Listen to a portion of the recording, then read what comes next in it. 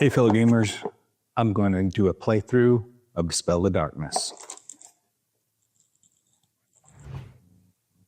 Let's do the quick start. First we're going to choose our character. We've chosen the Ranger. The Ranger has 4 health, 3 stamina points, and the Ranger starts with 2 power tokens, 1 blessing, and 2 wisdom.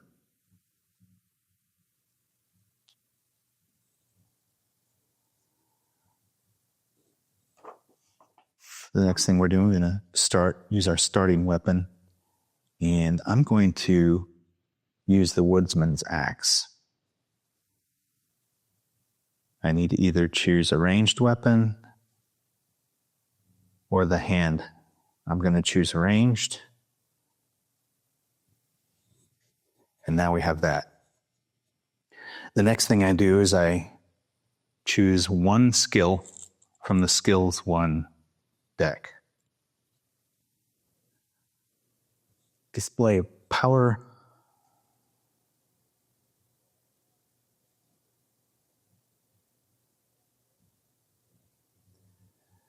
When enabled, add 3 to your attack roll. So what that means is when I have attributes spaces filled and I use this skill during an attack, I can add 3 to my attack roll. Pretty powerful. Stealth, I can spend 1 stamina to gain 3 movement through spaces occupied by threats. Very powerful as well. Before taking damage as applied by the compass die, you may reorder attributes on all cards.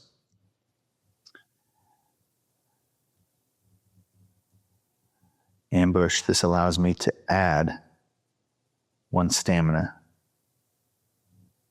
at the beginning if it's enabled. So if this is enabled, I can add 1 stamina. So normally the Ranger would start with 3. This skill, as long as these spaces are enabled, I can add 4, add an extra stamina at the beginning of the threat phase. Not sure I want to use that one just now. Wisdom. This one allows me to add stamina after passing any attribute test. Confuse. Threats roll the compass die 2 times for each attack. The volunteer may choose the most beneficial outcome. That could be valuable. But I think I'm going to use Marksman. The Marksman skill will allow me to add 1 damage to your attack roll with a ranged weapon. And any melee weapons can be used as ranged weapons. So I'm going to attach this. I could attach it here. I can also attach it here. It doesn't matter if the colors don't match, but these happen to match, so I'm just going to keep it there. Can't do that, and I can't do that. And I can't do that. Skill and armory cards must attach to the core character card. All right, now I'm going to use my tokens as a defense. They do have to match.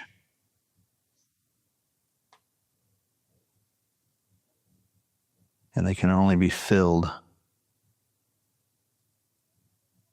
on a completed. I can't do that. Cannot do that. All right, so I've got my stamina die, got my 2 attack die, and I've got my experience die all ready to go. I'm going to set these off to the side. And I'm also going to choose my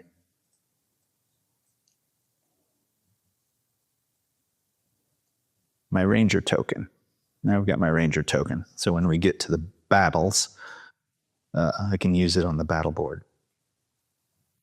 Got my dice, got my direction dice, got my starting attribute.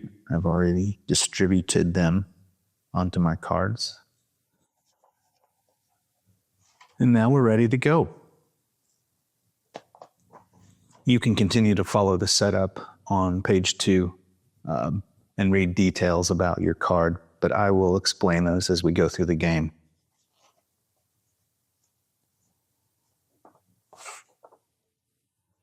But for this playthrough, I'm going to jump right into the story and play through it so you can understand how all the components work together.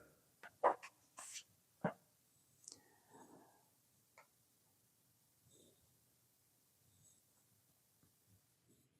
going to go ahead and set my other volunteers to the side. My skill decks, my armory cards, legendary weapons, which will come into play later, and all my other tokens.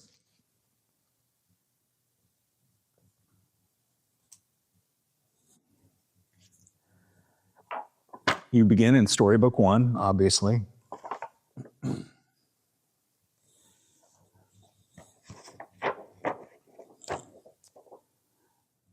Once you've gone through the quick start, you continue on to page 2 with the setup, read the story,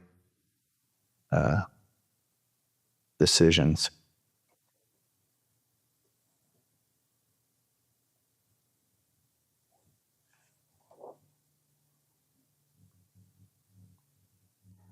The rule book will tell you all the details about what's on the character card, how to set up your armory and skill cards, which I just did.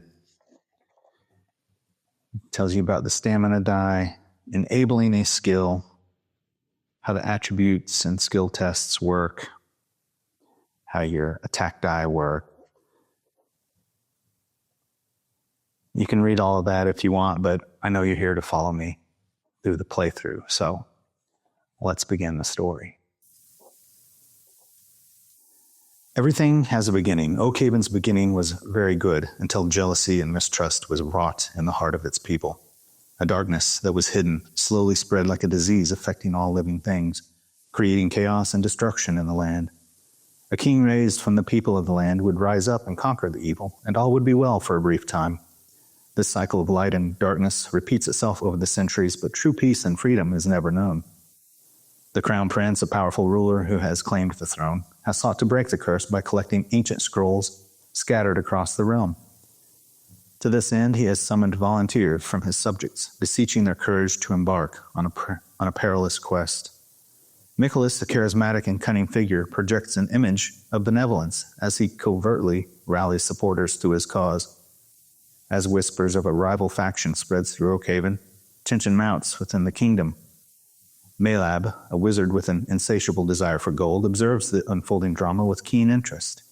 He remains enigmatic, willing to align himself with any side, guided solely by the allure of wealth. His magical prowess makes him a valuable asset, and all factions seek his allegiance. Deep within a dungeon, a prisoner languishes as he waits for a soul, any soul, to illuminate the details of the kingdom's fate. The call for volunteers echoed through Oakhaven, reaching the ears of a diverse array of individuals.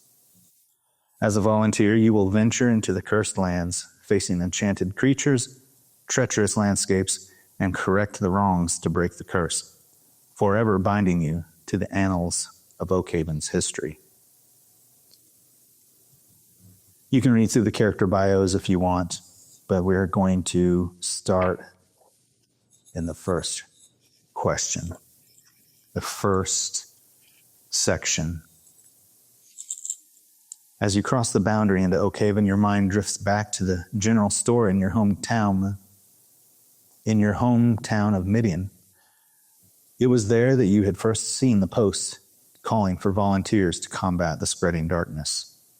The words had ignited a fire within you, a desire to see justice done and protect the innocent from the encroaching darkness.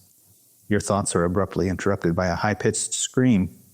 Ahead, a boy is being chased by a pack of wolves. The boy's terrified eyes lock with yours, pleading for help. My choice is use my melee weapon or use my ranged weapon. I've got my ranged weapon enabled, so I'm going to go ahead and use it. So I move to entry 2. You attack the wolves from a distance, distracting them from the boy and forcing them to defend themselves from you. They stand their ground for just a moment before running off. The boy is shaken, but he thanks you and runs toward the village down the road. Gain 1 blessing. So I gain 1 blessing from the pile. Continue reading. Looking across the landscape, you see a watchtower to the west. The village the boy ran toward most likely can provide shelter and food for the evening. But getting to Oakhaven Castle is your burning desire. To where should you travel? And I've got 3 different options here. I can go to the watchtower, I can go to the village, or continue toward Oakhaven Castle. I think I'm going to go to the village because I think I would be smart to get shelter and food. So continue to Caenen Village after entry 218. So I'm going to turn to 218 to Caenen Village. As you approach the bustling village nestled amidst rolling hills and verdant fields, the sights and sounds of daily life envelop you in a warm embrace. The town square bustles with activity as villagers go about their daily routines. Quaint shops line the cobblestone streets, their doors thrown open to welcome customers seeking goods and provisions. From the lively chatter of merchants hawking their wares to the clatter of hooves on the cobblestones, the village hums with the energy of a community united in purpose.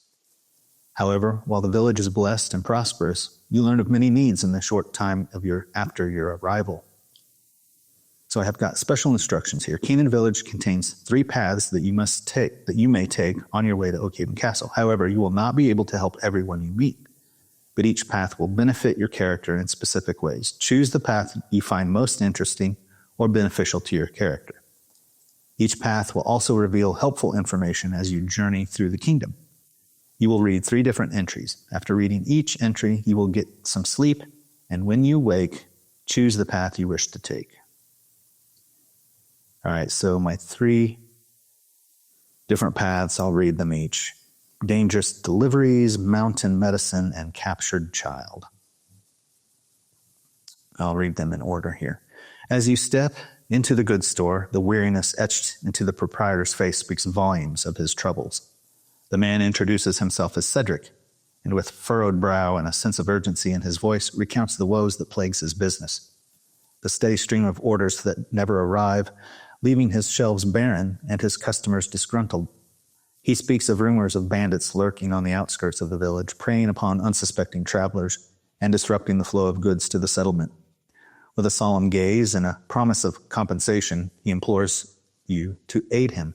Please, I know this task requires wisdom, but I need immediate help getting my next order delivered. It's scheduled for tomorrow. My goods are delivered by the King's Road to the southwest. All right, that's one option. This is mountain medicine. The cozy confines of the apothecary is clean, but not well stocked. It has the strange smells of herbs and berries, but not the usual strong scent of bloodroot found in most apothecaries. The woman behind the counter greets you with a weary smile and says her name is Seraphina. Her eyes betray the concern that weighs on her shoulders and explains the dire situation facing the villagers. Their ailments worsening with each passing day, yet the medicines she has on hand prove inadequate to ease their suffering. With a note of desperation in her voice, she speaks of the precious bloodroot, a potent herb known for its healing properties, which is found in abundance in the Onyx Hills. Recognizing its vital importance in restoring the health and well-being of the village, she asks for your help. It would be a true blessing to you and the entire village if you were to take on this task. And the next one and last one, captured child. As you enter the dimly lit forge of the village blacksmith, the heavy weight of grief hangs in the air.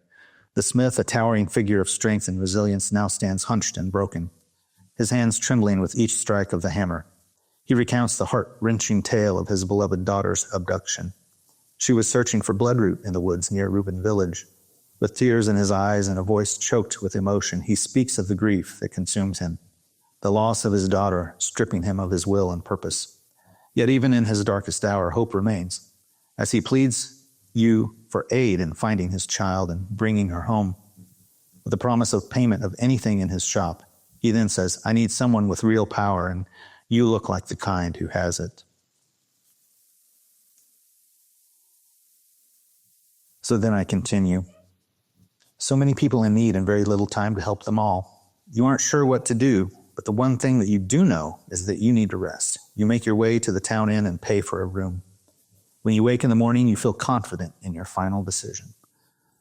So after reading those entries and the people that you could help, you get to gain 2 of any.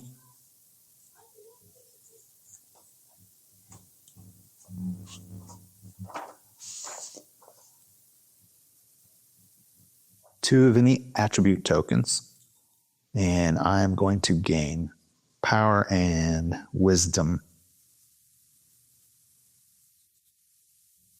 And what I can do now, I can actually go ahead and put that one there. And I've got these in reserve.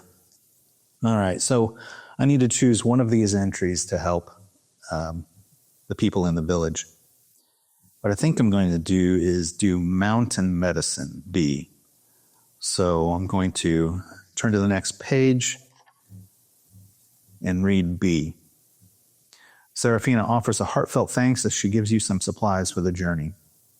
Here, take some thorn root. It's not as effective as bloodroot, but it helps. The Onyx Hills are home to a group of bandits who have troubled us for years. They will not treat you kindly if you are caught, she says, as you prepare your pack. Gain 2 blessing. And then after that, I continue to Onyx Hills after entry 242. So 242 Onyx Hills, I'm going to gain my 2 blessing. Add that to my pile there. And then I'm going to start here at Onyx Hills. The sun hangs low in the sky as you venture into the treacherous Onyx Hills. Your senses are on high alert as you begin the search for bloodroot. The air is heavy with the scent of pine, and the distant rumble of thunder echoes through the rocky terrain. With each step, you feel the weight of the task, knowing that the bandits who call these hills home are not to be trifled with. The smoke of campfire can be seen to the west as you walk a worn path along the Caenen River. Test Wisdom 3. So when you do a test, you take the attack dice, simply roll them, and find the difference. So 6 and 4, the difference is 2. The wisdom test is a 3. So I need to add 1 to the wisdom test to pass it. So the 2 gives me automatically 2. And since it's a wisdom test, I have to have 1 to discard. So I pass that wisdom test. So I take the pass entry. 245. Taking the high ground has always seemed the advantageous route. However, it's also more likely you'll find trouble up here too. You navigate the winding paths and jagged rocks and find yourself atop a steep hill with a good view of both sides of the mountain range that divides the east and the west side of the kingdom. Gain 1 blessing. So I'm going to gain 1 blessing, put that in my pile. And I've got another choice here. Oh, actually, I don't. I continue reading. Finding a hidden path among the boulders, you walk it until you discover a plateau with vegetation growing atop the rocky soil. You're surprised anything grows here, but even more surprising is the plentiful bloodroot flowers. Record the keyword bloodroot 2. Okay, I've got my pencil and paper. Record the keyword bloodroot 2.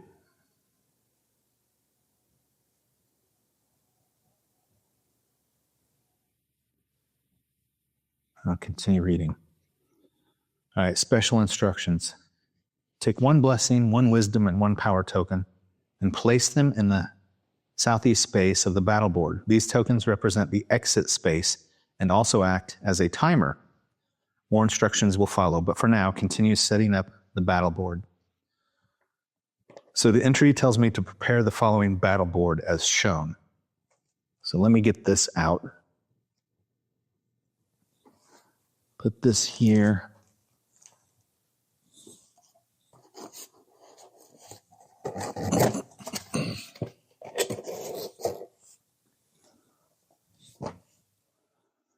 see.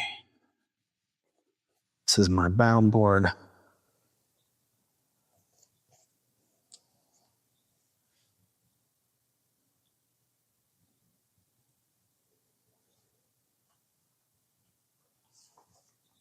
Let's see, it has some terrain, rocks here in the middle.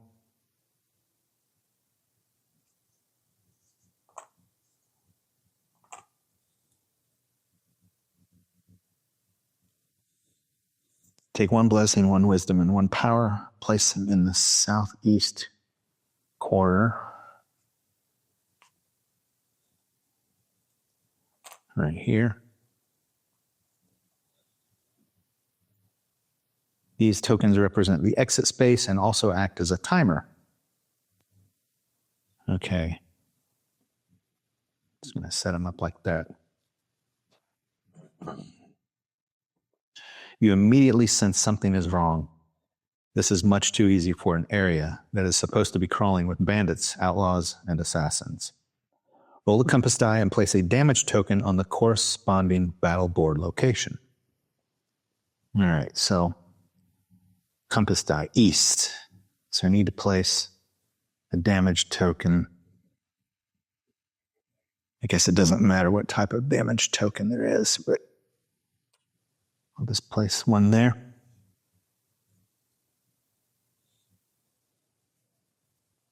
And now I continue to 249. You will need to make your way back out of the hills without being spotted by any wandering bandits. As you realize they are closing in on your location. All right, special instructions. Roll the compass die, place one damage token on the resulting space on the battle board. You should have just completed this step before reading this entry. Yes, I just did that. These damage tokens represent wandering bandits. If a wandering bandit is placed on an exit space, southeast, you will remove one of the attribute tokens of your choice. If a wandering bandit is placed on your current space, you will attempt a battle test with 4 defense. If a wandering bandit already occupies a space, roll the compass die again until an open space can be filled. So my next instruction is to move one space in a clockwise direction. If you move into a space with a wandering bandit, you will attempt a battle test. Oh, I forgot to put my volunteer token here. So I'm right here in the south. So I need to move one space. Looks like this is going to be easy for me. Oh, clockwise direction. If you move into a space with a wandering bandit, you will attempt a battle test. If the test is successful, remove the damage token representing the wandering bandit. Okay, so doesn't look like I'm going to hit a space. So clockwise, I move one, and then I continue with number 3. Continue play. Continue play by repeating the above sequence and resolving wandering bandits and moves as necessary. If any of the story options listed below become available, continue by reading its entry. Okay. So we've got defeated by wandering bandit. All exit tokens have been removed or successfully reached exit space. So now I have placed a bandit, I've moved, and now I need to repeat this sequence again.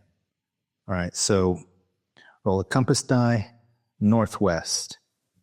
So I need to put a bandit token or a damage token representing the bandits in the northwest space. Looks like I'm going to run into a dude. Okay. Now I move one space in a clockwise direction. Here we go. Continue play by repeating the above sequence. Southwest. All right, looks like I'm surrounded now, but now I'm forced to move into a space with a bandit. All right, move one space clockwise direction. If you move into a space with a wandering bandit, you will attempt a battle test, defense 4. So here I need to do a battle test. And a battle test is a little bit different from a normal test. So let me look for the battle test. Battle tests are shorter fights that are determined by a test similar to the skill tests. Below is an example. Your test result must be greater or equal to the number listed by the test. In the following example, all right, so this test here is a defense 4. So we need to, all right, 5 and 3, the difference is 2. And in a battle test, we add this to the number of defense icons on all of our cards. And I only have 1, so that gives me 3. Which means I would not be able to pass. But the instructions say players may use any attribute tokens on their cards or in reserve to add to the test results. 1 token per point. So what I can do is use any of these to add to the test. So if I go ahead and use this, it will add to my result of 3. 2 plus 1 is 3, and then I'm adding this to pass the test.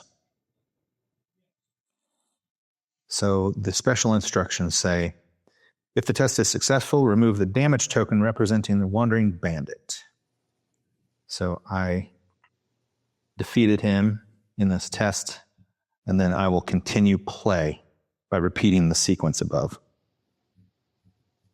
North, oh boy. Of course, we've got another one on the way.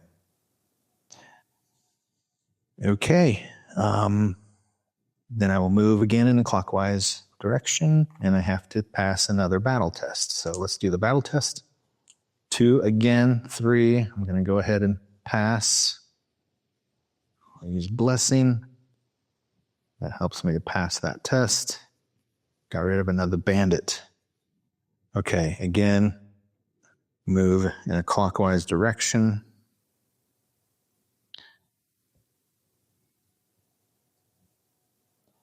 Let's see, we've already done that, so I need to actually place a new bandit south. New bandits to the south. And then I move again. Time to place another one east. Okay, we've got 2 here. So what happens if we have 2 tokens here? Let's find out. If a wandering bandit already occupies a space, roll the compass die again until an open space can be filled. So that cannot happen. We have to roll again, southwest. All right, that one's occupied. East, again occupied. North. All right, so he's going to go to the north. Guess it doesn't really matter since we're going down there, but that's the rules as written. Okay. Now I move into the east spot, have to do another battle test. 3 minus 1 is 2. Again, that gives me 3, but I need 1 more. I'm going to use power token to pass that test. Bandit defeated. All right, got to place another. Northwest.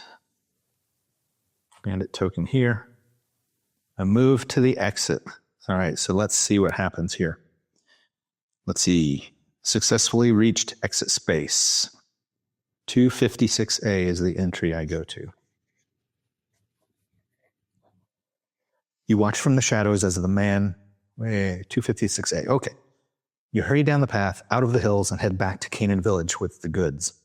Gain any remaining tokens on exit space southeast. Continue to 221. So I get to collect these tokens as a reward for escaping. And now I go to entry 221. So I could probably get rid of these, take this off to the side, go to 221.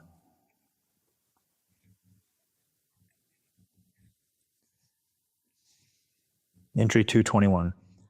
The walk back to Caenen Village comes without trouble. Entering the apothecary, you approach Seraphina, and she immediately asks, "How much were you able to find?" Continue to the entry of your recorded keyword. Okay, so I have Bloodroot 2 recorded.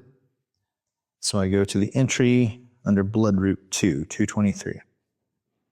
With a somber expression, you place a few of the uprooted flowers on the counter. The scarcity is reflected in Seraphina's face. However, she says her concern is not with your efforts, but with the welfare of the villagers she has sworn to serve. She then asks another favor. Would you please help Cedric at the goods store? He has been having problems as well. You look into Seraphina's weary eyes and nod. I'll help your friend. You leave the apothecary and head down the street to the village's largest building in the square. Continue to dangerous deliveries under the Caenen Village heading after entry 218. So in this instance, I do get to do another quest.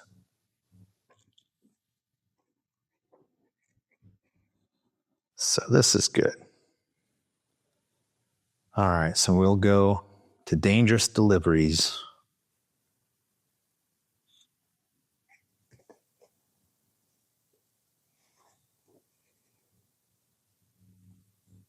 All right, dangerous deliveries is A. The goods store proprietor, his gratitude palpable, offers a heartfelt thanks as he hands over some supplies for the journey ahead. My business will soon be in ruin if something isn't done. A silent acknowledgement of trust and responsibility now rests upon your shoulders. Gain 2 wisdom. So I'm going to gain 2 wisdom to start this quest. Continue to King's Road after entry 227B. All right, King's Road. You set out on the journey, following the winding road that leads to the kingdom's main line of commerce, King's Road. The road runs between a thick line of woods and the mountain range that divides the kingdom's central territory. As you near your destination, you stumble upon a group of bandits known to terrorize the countryside. You decide to conceal yourself and try to listen to the conversation. Test Blessing 5.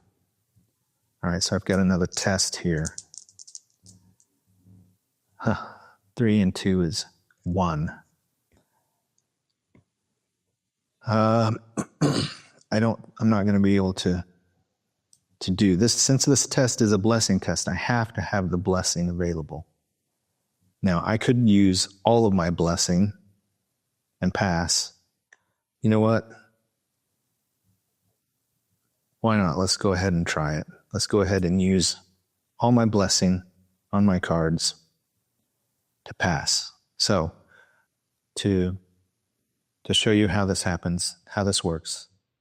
The blessing test, I must pass with 5. The difference between 3 and 2 is 1.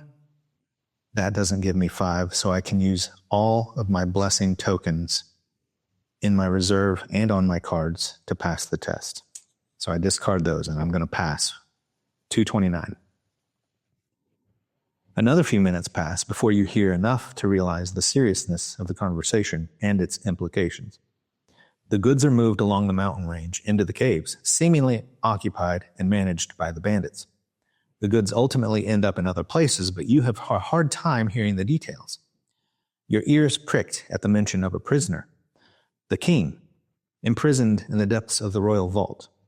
Each fragment of conversation painted a dark picture, suggesting that there is more going on than just stolen goods.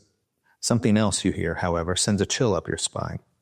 The first part is inaudible, but the last part is, the people don't last long there. Gain 1 wisdom. So I'll gain 1 wisdom for hearing that conversation. Continue to 231. As the gravity of the situation sinks in, your mind races with the bandits' sinister schemes. It threatens not only the safety of the kingdom, but also the lives of innocent villagers who call it home. The king, imprisoned in the depths of the royal vault. echoes in your mind. This is more than just thievery. This is evil and darkness brought into the world. Your heart heavy with the weight of responsibility, you know that you cannot ignore the threat. With every fiber of your being, you vow to thwart the bandits' nefarious plans and protect the kingdom from the imminent danger that threatens to consume it. Realizing the magnitude of what you have just heard, you know that you must proceed with caution. Test Wisdom 3. So we've got another wisdom test. 5 and 4 is 1. I'll use these two to pass the test. Also, I want to point out that at any time you can fill these spaces if you have attribute available to fill these spaces. I don't have any blessing at all, so I can't do that at this point. Okay, so we passed our wisdom test. We go to 234. You think about what you've heard. They didn't name the client, but all signs indicate that they pay very well. The client is supposed to be here soon for the exchange. Now I've got another choice to make. I can wait for the client to show up or return to Caenen Village with a report.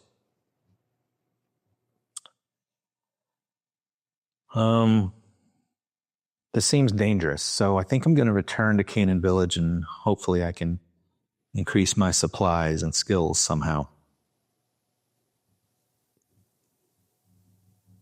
So I'm going to return to Caenen Village with a report. 239.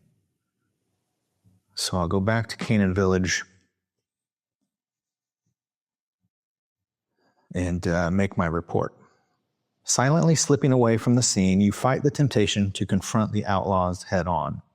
You understand that discretion is the better part of valor in this dire situation. You immediately head back to Caenen Village to report your findings. Record the keyword bandits. So I got another keyword to record. Bandits. And throughout the game, as you are recording your keywords, make sure that you list them from top to bottom, because there is a time where you may have to erase one and one becomes more prominent in the story. And so you want to make sure you're writing them down in a list format. All right, so I've got Bloodroot 2 and Bandits for my keywords. All right, the story takes me back to entry 225. All right, 225. Entering the goods store, you approach the shopkeeper and ask for a private audience away from the few customers doing their shopping. You proceed to the back storage room and tell him what happened. The thieves outnumbered you, and while the disappointment of Cedric is evident, he understands that you could have been killed had you been caught. You tell Cedric that you will report the activities to the Crown Prince yourself, as you will be going to Oakhaven Castle tomorrow. Cedric thanks you and offers a wool blanket for your travels. I'd offer more if I could, but supplies are running low, Cedric says with disdain. Gain 1 blessing and record the keyword walk. So 1 blessing, and I am going to go ahead and apply that there.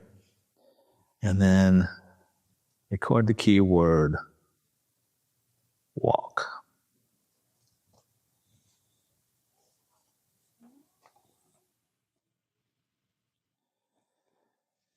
And now the story takes me to the Southland Outposts after entry 333. So as you approach the outpost, a sense of awe washes over you at the sight of the sprawling complex.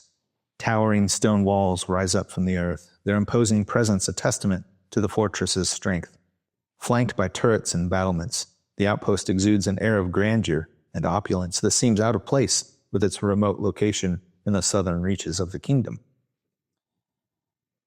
So it asks me if I have the keyword ride or the keyword walk. I have walk, and so I go to entry 339. You approach the imposing gates of the kingdom's southern outpost and are met by a vigilant sentry, his gaze sharp and unwavering.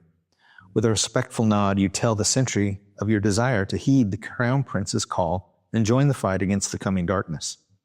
The sentry listens intently, his expression of a mix of solemnity and understanding, before nodding in acknowledgement.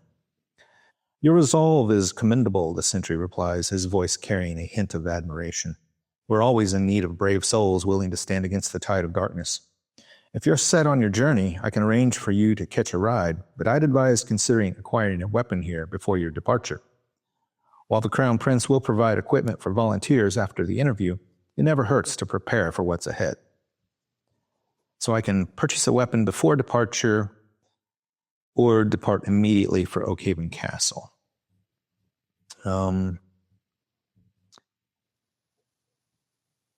Let's see. I think I will. You know what? I'm just going to go ahead to the castle because he said that the Crown Prince will give me weapons once I get there. So, now if I had, you may be wondering, how do I purchase a weapon? The instructions will tell you what you do when you reach that. But so in case you want to know, if you're listening and you want to purchase a weapon, what you would do is you would decrease your level up die by 1, which we can't do. We don't actually have experience right now, other than 1. Or you could discard 3 of your attribute tokens of any type.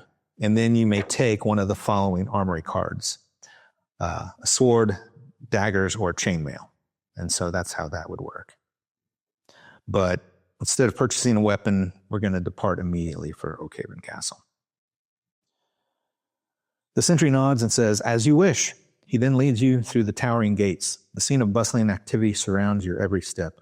Courtyards with soldiers going through drills and spacious yards with domed barracks and building rooftops that reach towards the sky. The air is filled with the sound of clinking armor and echoing footsteps as the royal guards go about their duties, the presence lending an aura of security and protection on the outpost. After navigating the large central area of the compound, the sentry leads you to a large way station with many other soldiers and wagons. The sentry bids you farewell and good luck and walks away. You are met by another guard who greets you with enthusiasm. "Hello there, vigilant traveler. Let's get this show on the road." Now it continued at 3:37. "The ride will be dangerous. We've had more and more attacks the past few weeks. You might even be a bit of service to us if we run into Big Bird." The guard's smile suddenly leaves his face. "I didn't see it, but one of our men talked about it. It took everyone from his wagon in one swoop. He said its scream was dreadful. Continue to the canyons after entry 203. So we're going to the canyons after entry 203. The canyons. The canyons, as they are known by the locals, are actually a maze of smaller canyons that crisscross the mountains between the Southland Outpost and the old fortress city of Jacinth. The numerous creatures that reside in the canyons make it a very dangerous place. Many citizens turned adventurers looking for treasure and fame have ventured into the canyons never to return. This fact is because the highly decorated royal guard sent into the canyon to root out the dangerous creatures are lavish with wealth and a portion of land in which to retire. Those that return, anyway. Traveling through the canyons is strange. One minute it's cold and dark, and the next minute the heat has dried up the saliva in your mouth. You can't imagine anything living in conditions like these. You find yourself seated beside a guard who serves as guide and driver, a man whose easygoing demeanor and fearless spirit is easy to admire. Then, a giant centipede scurries into the middle of the road, rearing itself up to find out if your group is good to eat. "Hold tight, we're going over him," says the driver. With a light-hearted laugh, he urges the horses forward, his confident demeanor a source of reassurance. You brace for impact as the horses speed ahead, ka-thunk, ka-thunk. The centipede screeches as the wagon bounces over its red, chitinous body, splitting it into pieces. "Easier than fighting," the driver laughs. Gain one blessing and one experience. So all this time, and we've just gained one experience. And the experience will be denoted when to gain it when you see this small green icon next to the entry.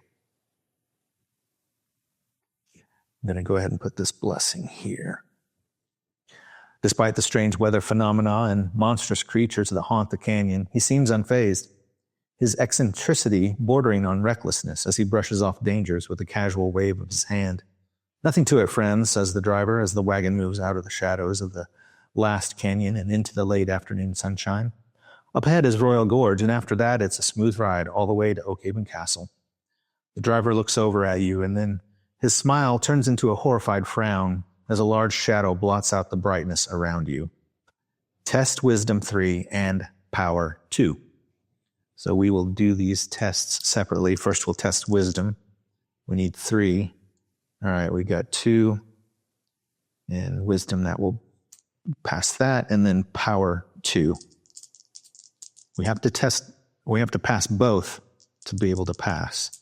This should be easy. Let's see. 5 and a 3. Yeah, there's our 2. So we passed. We go to 205. The tranquility of the journey is shattered by the onslaught of a monstrous bird, a giant predator whose talons are targeting your wagon. With a deafening screech, it swoops down from the skies above, its razor-sharp claws poised to strike. You're jolted from the wagon, but manage to hang on to your pack as you see the horses rear up in fear. One of the horses is in pain, blood dripping from claw marks on its hind quarters. "Let's get going before it comes back," yells the driver. You jump back into the wagon as the horses start moving again. Gain any one attribute. Let's see, I'm going to gain Blessing. Continue to 207. As the dust settles and your heart quiets from pounding, you sit back into your seat and begin asking the driver questions, hoping to calm your nerves. He begins telling tales of the darkness, witchcraft, and nefarious dealings that plague the land. He suspects bandits from the nearby Onyx Hills are behind the sinister machinations. Yes, a rebellious force they are, lurking in the shadows, ready to strike at the heart of the kingdom's peace and prosperity. The Crown Prince is doing a fine job, I say. The driver gives some details about the Crown Prince's call. The Crown Prince is searching for lost scrolls, something about a curse that can be broken if the scrolls are destroyed. He's got us looking for it too, which I think respectfully is a waste of time. Again, I get to gain any one attribute. I think I'm going to gain Blessing because that's what I've got mostly on my cards. Continue to 209. He continues. The search for the scrolls has been the death of some. Many of my own friends are now obsessed with finding them. You thank him for his thoughts on the matter and ask him if he's heard anything about the scrolls before. Oh, a little. I always thought they were folklore, but it would make a lot of sense if they are real. I've got the choice here to ask more about the scrolls, ask about the witchcraft, or ask about the bandits. Let's see, I'm going to ask about the scrolls. 210. We have made great strides in the quest to uncover the ancient scrolls that hold the key to lifting this accursed blight, but our journey is not yet complete. The Crown Prince has amassed a formidable collection of scrolls, a mere fraction of the number required. The last few elude our grasp. The Crown Prince has redoubled our efforts and spares no expense in our search for these remaining scrolls, 6, 7, or more, whatever the number may be. I gain one blessing. Continue to 213. As the wagon begins its ascent up a stone-paved road, the driver informs you the ride is about to end. A sense of wonder and awe wash over you like a gentle tide as you see Oakhaven Castle for the first time. The grass sways in the breeze, a verdant carpet that stretches as far as the eye could see, dotted with vibrant wildflowers that add splashes of color to the landscape. Tall, majestic trees line the road, their leafy branches offering shade as you pass. The sight of its towering ramparts and intricately carved stone facade stirs something deep inside of you, a longing for adventure and exploration, and a desire to uncover the mysteries that now cripple the kingdom of Oakhaven. Continue to Oakhaven Castle at the beginning of Storybook 2. Okay, on to Storybook 2 for the rest of the story. Entering the castle gates, you are filled with awe at the royal compound. It's just as you imagined life within the walls of a castle. You reach the inner gates and address the 2 royal guards. "I'm here to answer the Crown Prince's call for help," you say as you hold out the post. Without a word, the guards step aside as one knocks 3 times against the large oak door. A well-dressed man, presumably the prince's assistant, walks out and asks you to follow him. We have been expecting more volunteers as of late, but have few takers. The Crown Prince will be eager to interview you, he says as he opens another set of double doors, swinging them out wide. Standing alone in the grand hall, adorned in regal attire, the Crown Prince exudes an air of authority and determination. His assistant walks you toward the man and says, "Your Majesty, the first volunteer has arrived," gesturing toward you. With a nod of approval, the Crown Prince turns toward you, his eyes alight with anticipation. "Welcome, brave soul," he says warmly, and extends a hand in greeting. "What village do you represent, and what brings you to answer my call?" You step forward and reply, "I've come from Midian to offer my service in defense of our kingdom.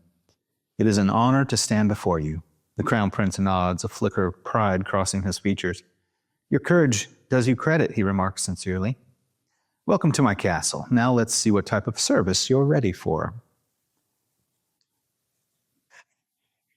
Continue to number 9. The Crown Prince's piercing gaze fixes on you. "Tell me," he commands, his voice heavy with authority, "what do you know of the affairs of our kingdom?" With a nervous tremor in your voice, you relay a few vague details about recent events. So now there are special instructions. It says, count the number of keywords you have recorded from the 2 lists below. If you have more keywords recorded in one of the lists, continue to the entry next to that list. If you have the same amount of keywords or none at all, go to entry 2. So here, I'm going to look at my keywords. I have Bloodroot 2, Bandits, and Walk.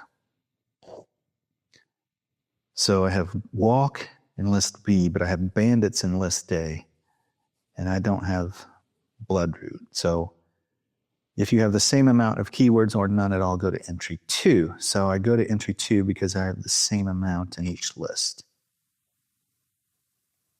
Entry 2.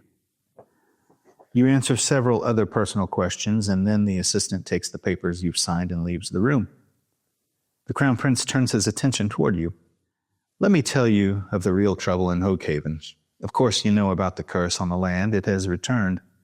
But it can be broken by the true king, which I will be there to accept the crown during the evening of the new moon. I hope you will attend the ceremony." He smiles with a crooked grin and continues, "I believe ancient scrolls were used to cast the curse, and so they must be destroyed. A regiment of my royal guards have found some of them, but they need help finding the last few scrolls. If you find the scrolls, I and my advisors will dispose of them and free the land of the curse forever."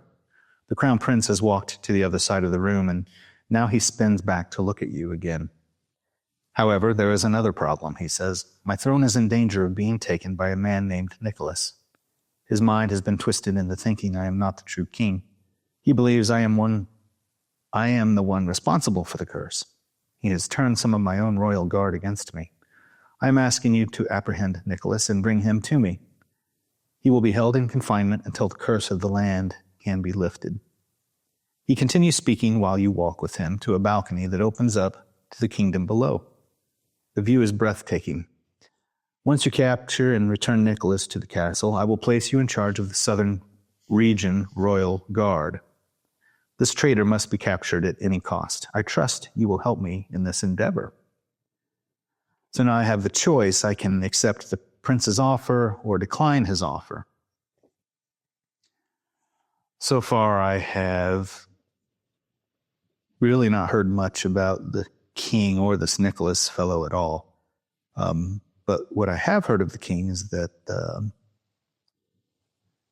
the driver of the wagon on my way to the castle seems to be trusting of the prince. So the prince himself seems a little bit arrogant, but I think I'm going to accept his offer. So I'm going to go to 3. "Your Majesty, I pledge my service and my life to the defense of our kingdom. I will journey to the ends of the earth to find the traitor and rid our land of this curse." The Crown Prince, his eyes gleaming with approval, clasps your shoulder with a firm grip. "Your valor and loyalty honor us all. May you be successful in your quest." As you are led away by the assistant, you cast a glance back at the throne room, your gaze falling upon a framed scroll hanging on the wall. Intrigued, you stop for a moment, and the assistant follows your gaze, a faint smile playing on his lips. "Ah, yes," he remarks, his voice low and reverent. "That is the king's favorite scroll, passed down through generations. It holds a verse of great significance to his majesty. Record the key word mercenary. And then test wisdom 4. So, keyword mercenary.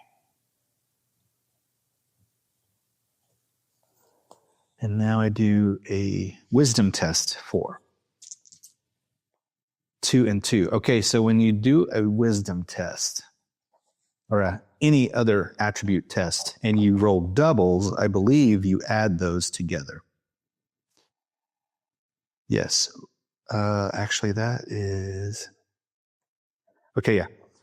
If you roll doubles during tests, add the 2 numbers for your result.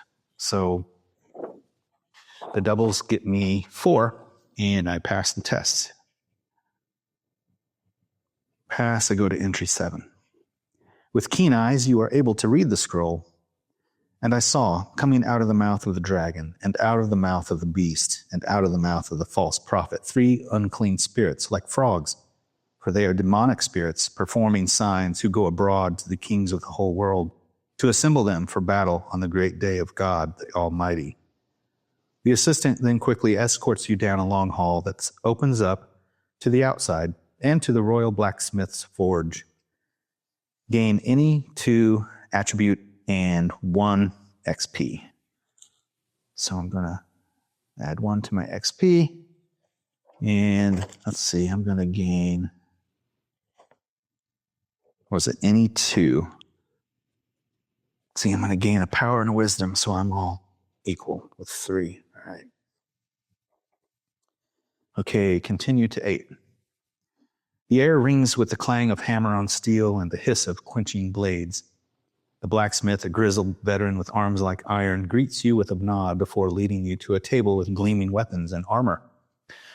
"You'll need the finest gear for your journey," the assistant says. "These will serve you well," adds the blacksmith. As the blacksmith works to fit you with the new equipment, the assistant hands you a weathered map of Oakhaven, the kingdom's sprawling expanse laid out in intricate detail. "This map will guide you to the farthest reaches of our land," the assistant explains, tracing his finger along winding roads and rocky canyons, finally stopping at a certain point. "But this location is where you will need to search for Nicholas's hideout." Armed with your new weapons and the map of Oakhaven, you step out into the bustling streets, the weight of the mission upon your shoulders, but your spirits high with excitement and determination. Gain the King's Shield, King's Sword, and the King's Helm armory cards, and then continue to the hideout after entry 14. All right, so I get some new weapons here. So I need to look for King's Shield, King's Sword,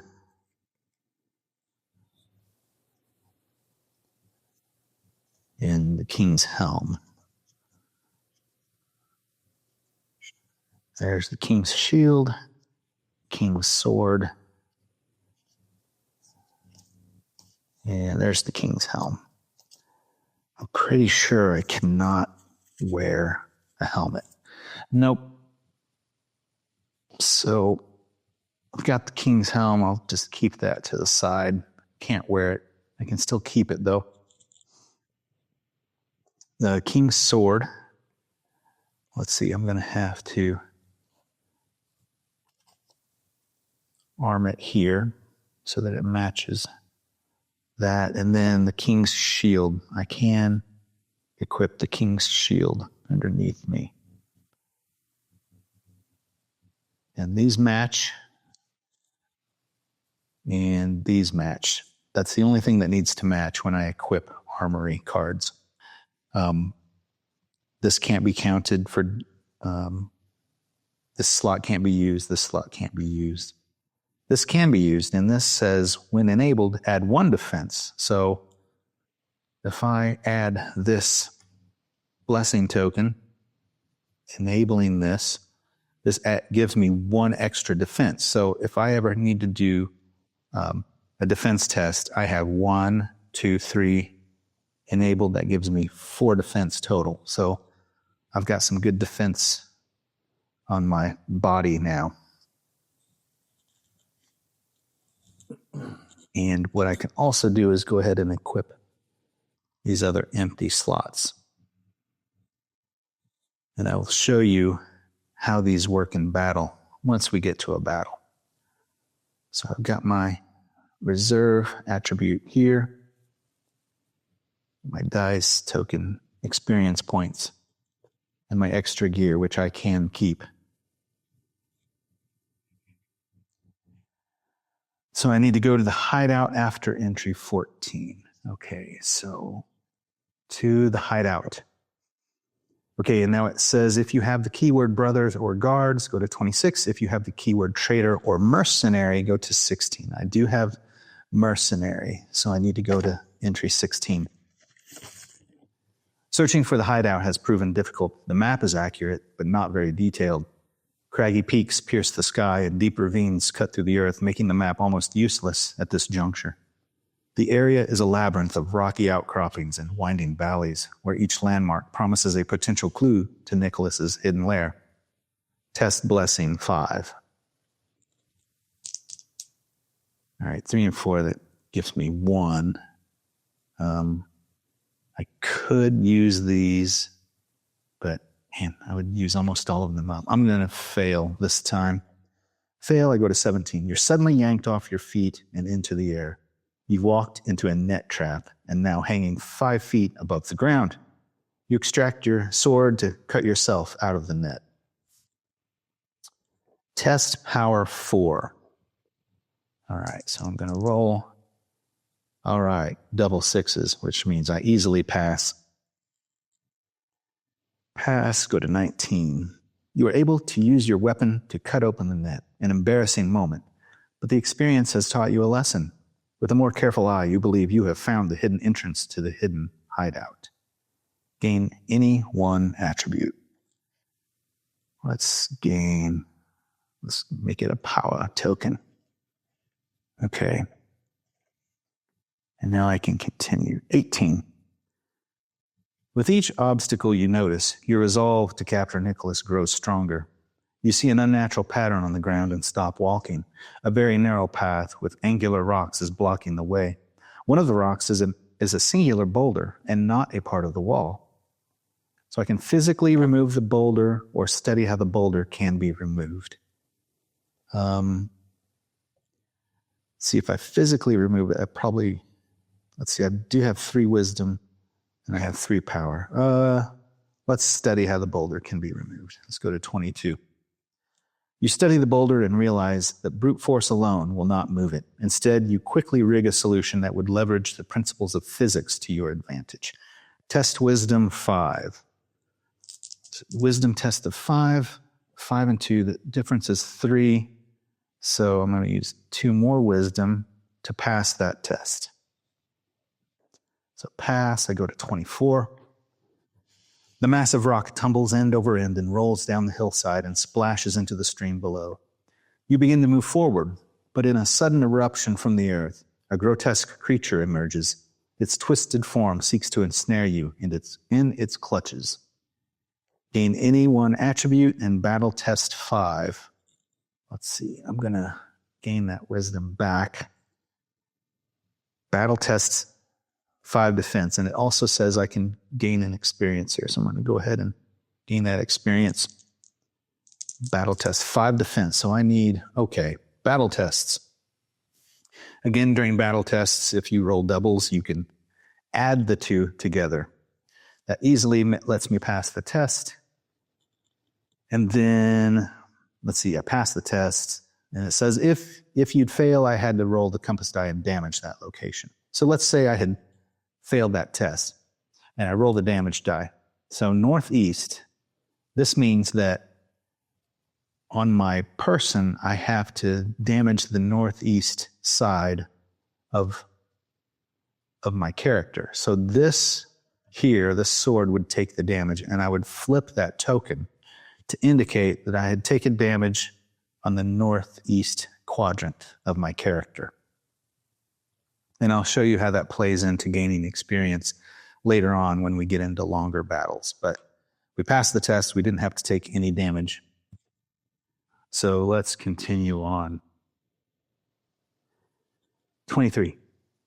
You deliver a final decisive blow, cleaving through the creature's hideous form. Storing your weapon, you continue forward and into an enclosed canyon. Some distance away, you come to a narrow pass. You are able to slide in between the jutting rocks and continue on a dirt path. You know the Crown Prince seems a reasonable man, but he is not what you think, blurts a voice from somewhere in the shadows. The reason why I've allowed you to come this far into my hideout is to demonstrate that I can be trusted and warn you of Aaron, the man who calls himself the Crown Prince. All right, so now it gives me instructions here. I have to, in order of appearance, choose the first keyword you have recorded. If I have the keyword farewell, no. If you have the keyword failure or withdraw, no. If you have the keyword mercenary, okay, I do have mercenary, so I continue this paragraph. My name is Nicholas. A young, balding man walks out of the shadows. You probably know that by now, but what you don't know is why I do what I do. Many villagers across Oakhaven ask me to look into the Crown Prince and determine his authenticity. Records prove him to be the son of royalty, but he left his inheritance and marched into Oakhaven unannounced when King Hestus died. I reported these findings to my followers. He is not in the line of the kings of Oakhaven, and therefore should be removed permanently. And why are you telling me this now? You ask Nicholas, stalling for time. Continue to 32. Because I'm trying to talk some sense into you, Nicholas pleads. No one really knows who he is, but I believe his call for help is only a ruse to deceive the people. Nicholas continues. The Crown Prince's name is Aaron, and he has been dealing with sorcerers and mediums to bring evil into the land. My men have seen the horrible creatures, haven't you? You've heard and seen enough. Now it's time to make a decision that will change your life and the kingdom's future forever. It tells me to record the keyword Nicholas, and now I have a choice to make. Do I follow Nicholas? Or do I continue the Crown Prince's request to arrest him? So, I like this Nicholas fellow. He did give me a chance. He gave me a warning, so I think I'm going to trust him and follow him and disregard what the Crown Prince asked me to do. So, I'm going to follow Nicholas and fight against the Crown Prince. So I go to 34. Tell me more about the Crown Prince. I'm willing to listen to your convictions if you have a plan to bring him to justice, you say with a good amount of humility. Record the keyword convinced. So, now record convinced and continue reading. There's a strong rumor circulating, Nicholas whispers, that the Crown Prince has imprisoned the true king. It's not just idle gossip. People swear it's true. The Crown Prince is hiding him somewhere called the Royal Vault. Nicholas suddenly becomes excited. I found a weapon to overthrow the Crown Prince, and I'd like you to help. We need to harness the power of the Nephis, he explains. They dwell deep underground, an ancient race of giants who are cursed creatures, great in stature, unholy, and haters of good. They care not for kings or kingdoms, but with help, they could be persuaded to join us. You raise an eyebrow skeptically. And how do you propose we sway giants to our side? Nicholas's eyes gleam. With the help of a wizard named Maalab. With the Nephis strength on our side, we can overthrow the tyranny that has plagued our land for too long. You mull over the plan, weighing the risks and rewards before nodding in agreement. Continue to 36. Nicholas beams. I can assure you we will turn the kingdom back to the path of good fortune with this plan. Nicholas then introduces you to your new allies, who bring food and drink. Nicholas leads you to a large fire. We leave at dawn. Tonight we enjoy ourselves and prepare for our journey. Record the keyword Maalab.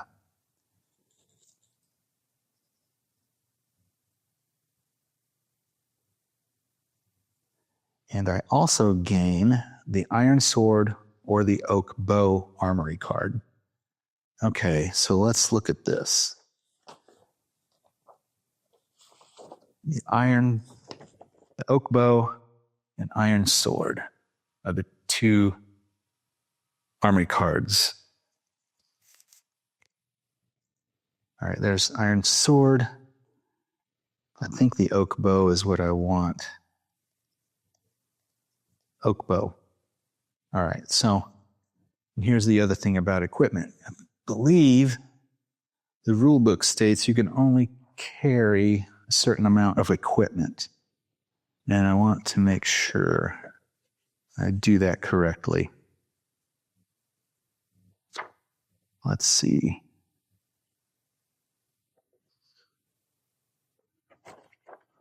Let me see. There's got to be something here.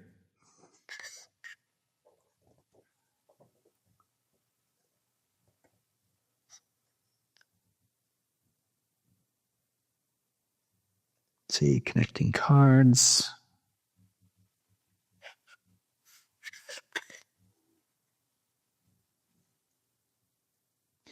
A volunteer can only carry a total of 6 armory cards. This includes item cards and legendary weapon cards. So, let's see. I have 6, so I can carry. I'm at my limit right now. But what I am going to do is, let's see, the Oak Bow is better because it gives me 2 hits instead of the Woodsman's Axe. So I'm going to enable the Oak Bow, and I can go ahead and switch these out at the same time. The Oak Bow, when enabled, add 2 to my attack roll. So when this is enabled with an attribute token, it has to be the Wisdom token. This actually gives me 4 hits to my attack roll.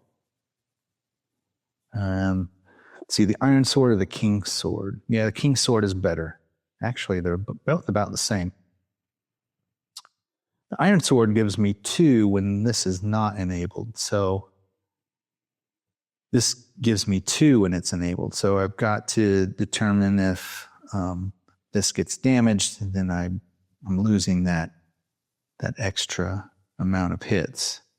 If this gets damaged, I still have 2 hit points. So you know what? I am going to do that just in case.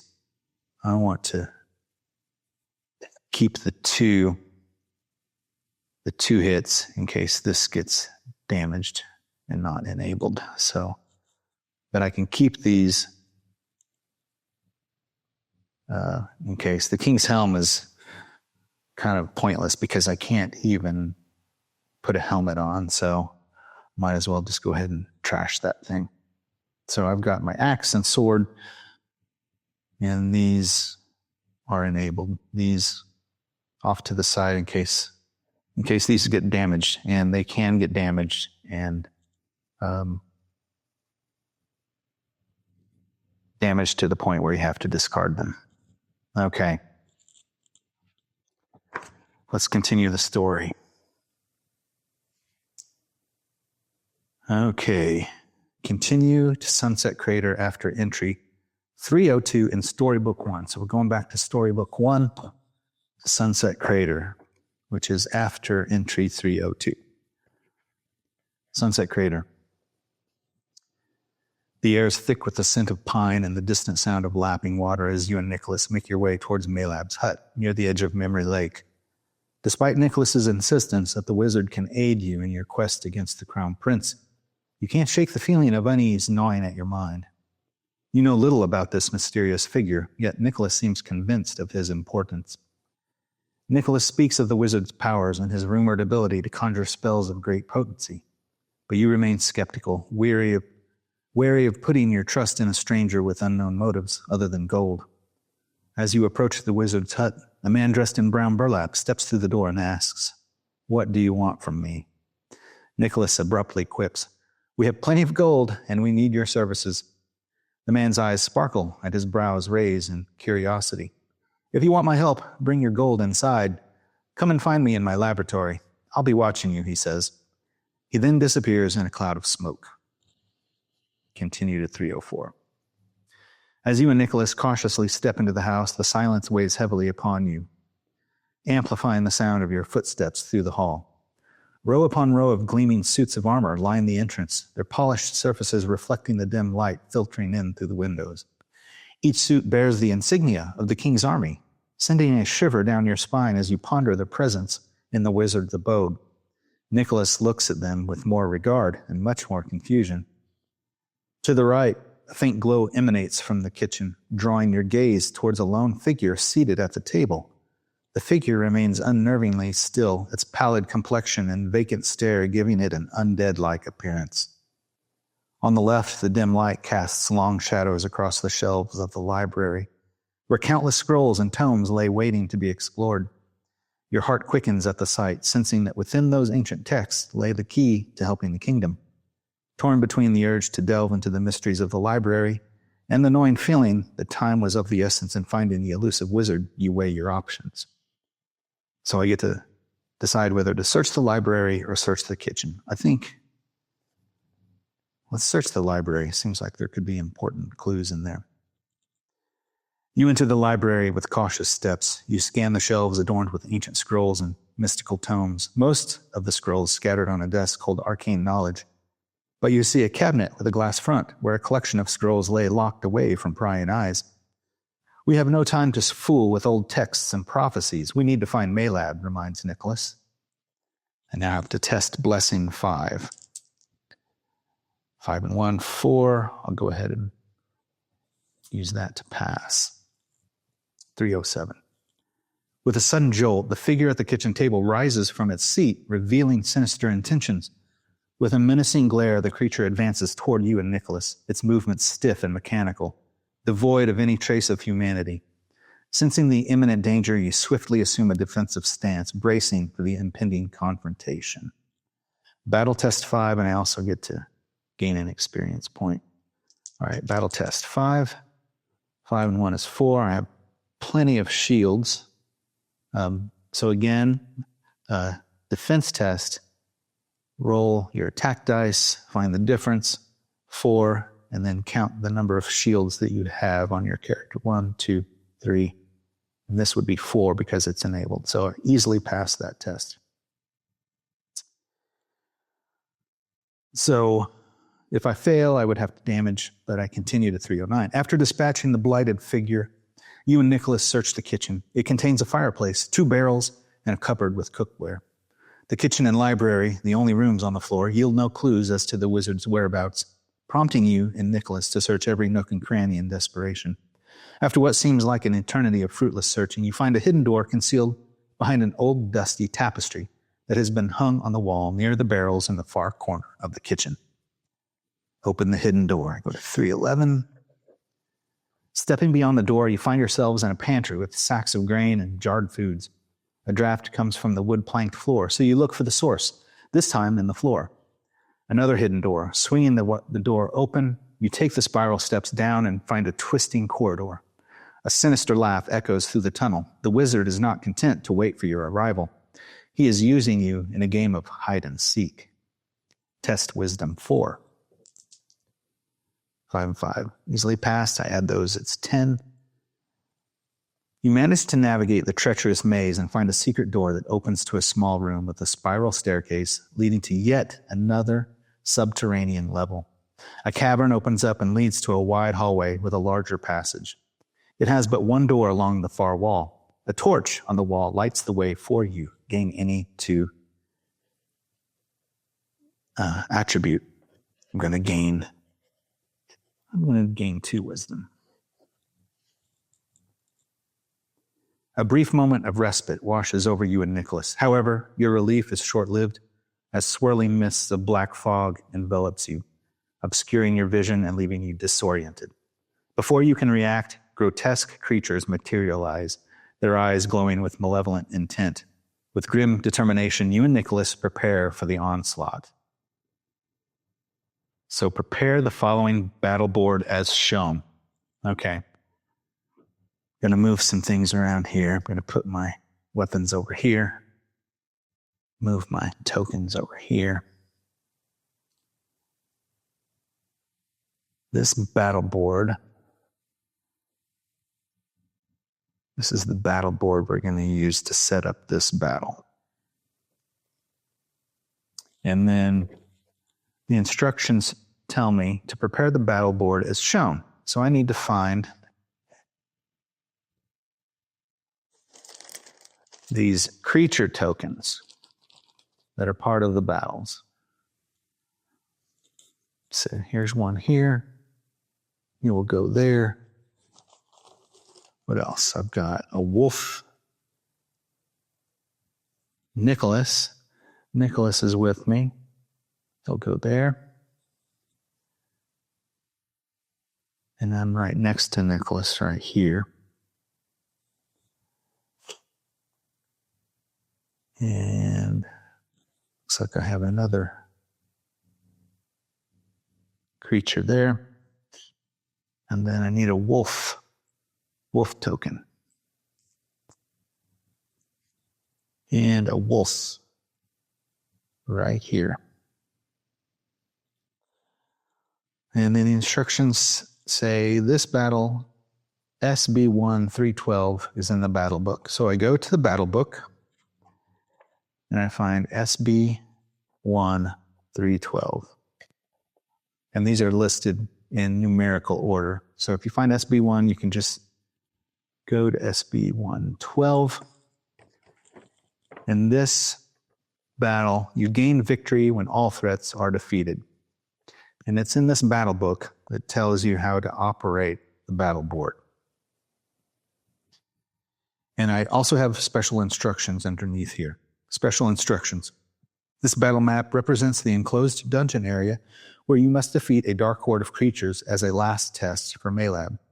If either you or Nicholas are defeated, choose the defeat entry. You must defeat all the threats to claim victory. All right, so I've got victory conditions and defeat conditions that I need to remember. I come back here to the battle book, and it shows me the order, the initiative order. So Nicholas will go first, Cursed Wolf goes next, and then the Blighters go after that. So each time that the instructions refer you to the battle book, you'll find your battle entry, and then next to that battle entry, it will give you your victory conditions, and then the list from top to bottom is the initiative order. I believe that you always get to go first, unless you are playing a harder level. So the difficulty levels are normal, which is what we're playing. And during battles are different from battle tests. This is a battle on the battle board. I believe you always go last during the battles on the battle boards. I'm going to just double check that here in the rules. Okay, so story entries with larger battles will instruct you to prepare the battle board with a diagram of the placement of volunteers, threats, and obstacles. We didn't have any obstacles other than the ones already printed on the board. The brown battle details box will direct you to the battle details found in the battle book. Volunteers must prepare their skills and armory cards before they read the details of the threats. So I've already got my stuff. I can't really do any more here. I'm already prepared. Once the battle board is set and the battle details are found, the threat phase will begin. So the threats will always go first, and then you'll go last. But because Nicholas is listed here, he is part of that, so he goes first. So the threat phase begins. Look at this in detail. Nicholas, the first thing he does is move. So we'll start in this top box. From left to right, this is Nicholas's actions that he takes. So he will move twice, and then he will move toward the lowest health or the most power. So he moves one to the lowest health. Let's look at who has the lowest health. The wolf has 5 health. The blighters have 6. So he's going to move 2 to the wolf, who has the lowest health. He only needs to move 1. All right. He's reached his destination. He's adjacent to the enemy. The next thing he does, he will attack with his ranged weapon. Nicholas is a ranged fighter. So he is going to attack 1 and 1. When you make an attack with, and you roll doubles, that adds. You add those 2 together. I want to make sure that his attack is 5. Yeah. So Nicholas has a 5. That is his power icon. Yeah. Just double checking that. It's been a while since I've been through this part of it. Okay, so in the battle book, this attack, this power attack icon stands for its attack amount and its health. So Nicholas has 5 health. He also attacks with 5 power. So anytime you see this icon in the battle book, it indicates the creature's health and its power attack. So Nicholas will add 5 to his roll. His roll is 1 plus 1 is 2.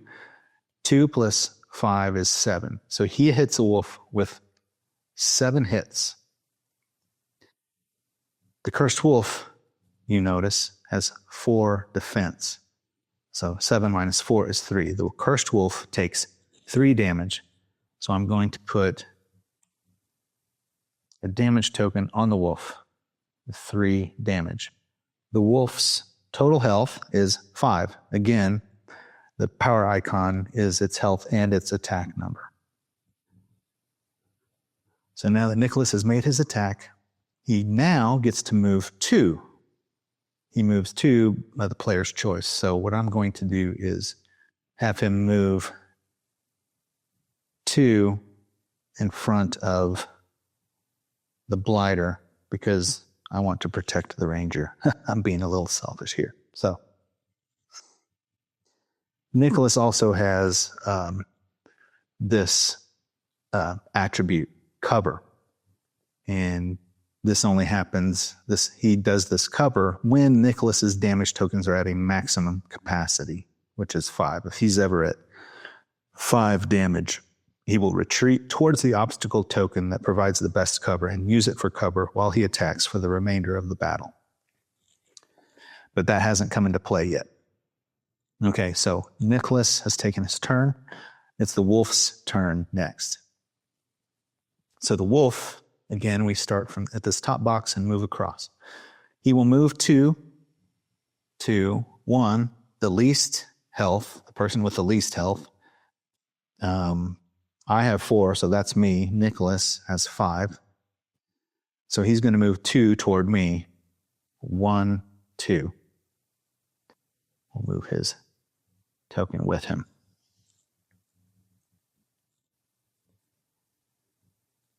And now it will attack with 5. So the monsters do not roll the attack dice. They just use the power number. So 5 is the attack. So the wolf attacks, and every time an enemy attacks, they roll the compass die. So south. So from the south, the wolf hits me with 5, and I have 4 defense, but I do take the damage here on the south side. So my shield is damaged. Something to keep in mind, that just because this token is now damaged does not mean this is not enabled. If there's a token, even if it's damaged here, this is still enabled. So that 1 damage from the wolf's 5 is absorbed by this token. Now, if it was to happen again in the same attack, and then it rolled at the south, this token would be removed. And then this shield would be gone. It would be damaged beyond repair. Let's go back to its next move. So it will move 1 south or southeast or entrap. So it is going to entrap, and entrap means that it's waiting for another enemy to get on the opposite side. And when you become entrapped, you get double the damage.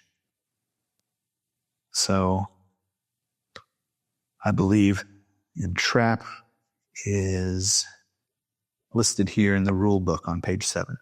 When surrounded by 2 threats in opposite directions, as shown here, each threat's attack will increase damage inflicted. A volunteer will take compass die damage and its opposite direction. For an NPC, which would be Nicholas, both threats' power is added to the damage. This applies to all threats, not just threats with the entrap ability on their move instructions.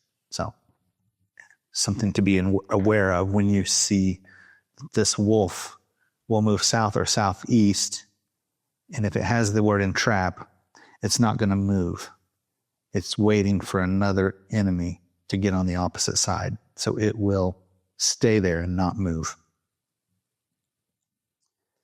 And when you see this in red, this means that this attribute is involved with its attack. So a cursed wolf's power increases +1 for each other cursed wolf on the board. If a volunteer has the keyword hunter, the above effect is void. So there are times when you may have a keyword that will affect the attack of an enemy, but we don't have that. And so the wolf attacked us from the south. We took a damage. And now the cursed wolf's turn is over. And the blighter's turn. You'll also notice that the cursed wolf and the blighter have keyword cursed under their name.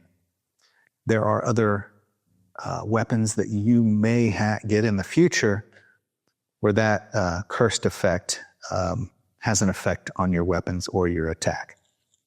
So that's what those keywords are for. All right, so the blighter's turn. There's 2 blighters on the board. So whenever you have more than one kind of enemy, we're always going to go from left to right, reading direction. This one will go first, this one will go second. So this blighter will move 1 to the most health or 2 to the most blessing. The most health is Nicholas. It's not going to move because it's right there. It's going to attack with 6. And when it attacks, the target loses 1 defense. So Nicholas has 5 defense. He's going to lose a defense because a blighter is attacking him. The blighter hits with 6.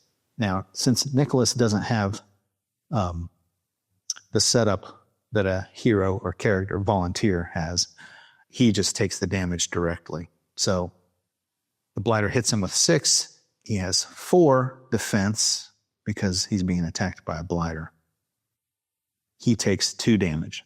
So we're going to give Nicholas 2 damage.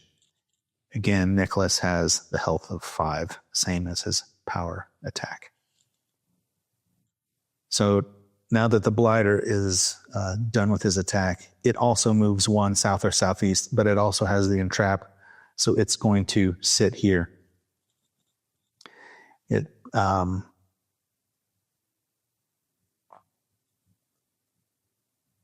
It won't move because it's right next to Nicholas. It's not smart enough to think, oh, well, there's something there, so I'm going to move here so the enemy can go there. The blighter is not smart enough to move to a space. It's just going to sit there because all it knows is it's going to entrap, or it's going to just stay there and attack. All right, so now that the threat phase is done, we move to the volunteer phase. The volunteer phase is when we get to attack. And then again, the rule book on page 7 has the volunteer phase. I'm going to start right away with my ranger. So I'm going to check ranger's special ability. I can spend 1 stamina to swap spaces with an adjacent threat and move 2 spaces in the same turn. Now, this would be helpful if, for instance, if she was entrapped, you could see how that could help. But this isn't going to help me that much. Because if I switched with the wolf, Nicholas would then be entrapped and take double damage. So I'm going to not mess with that. But what I am going to do is attack the wolf. I have to use a stamina each time I attack. And so I'm going to choose to attack with my iron sword, which gives me a +2. You know what? There is no distance you have to be with your ranged weapon. You can still be adjacent and use a ranged weapon. So might as well use my ranged weapon because it does give me 4 hits. So I'm going to roll my attack. Oh, look at that. Double 3s, which means 6, add 10. The wolf has a 4 defense, so 10 minus 4 is 6. The wolf is dead. Now, notice this. When you defeat an enemy, if you flip over its token, it shows you how much experience points that you gain from defeating that enemy. So the wolf gives me 1 experience point. I'm going to go ahead and increase my experience die. Okay, so I've made 1 attack. I still have 2 stamina left. What I'm going to do now is, let's see. This isn't going to help me too much. So I'm thinking maybe I should stay there so that Nicholas doesn't get entrapped. Or I could just go ahead and move 2 and use up my stamina just so that thing doesn't move any closer. So 1, 2, each stamina point is used to move 2 spaces. So I'll just go ahead and reset my stamina since I'm done. I also want to interject here that battle board movement, there are certain movements on the battle board that need to be taken into account, and you can read those separately from this playthrough. There is a movement rule on the battle board for threats and how they will move. So there are instances where there will be complex movements because of multiple threats and obstacles and distance. When this occurs, the ultimate movement rule of south and east should overrule. So this will present itself when the movement seems unclear or distance to enemies is equal. So you can read those details in the rule book, and that's found on page 8.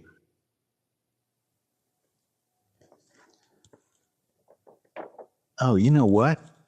Instead of moving, I don't know why I didn't think of this, but I'm going to use my last 2 stamina to make a ranged attack. I totally forgot about my bow.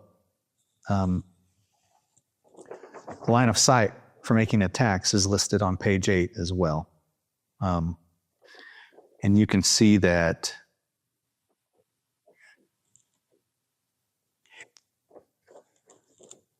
all ranged and melee attacks can only be performed within line of sight, which means that a line can be drawn from the center of the attacker's hex to the center of the target's hex without touching any part of an obstacle. If a figure adjacent to an obstacle is partially blocked, line of sight is completely blocked, and an attack cannot be made. So in this case, I'm clear. Even though I'm right next to Nicholas, he is not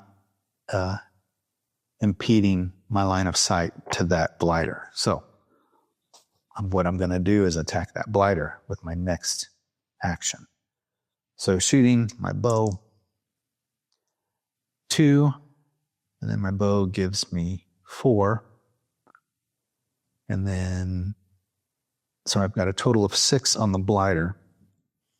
The blighter has 4 defense, and so,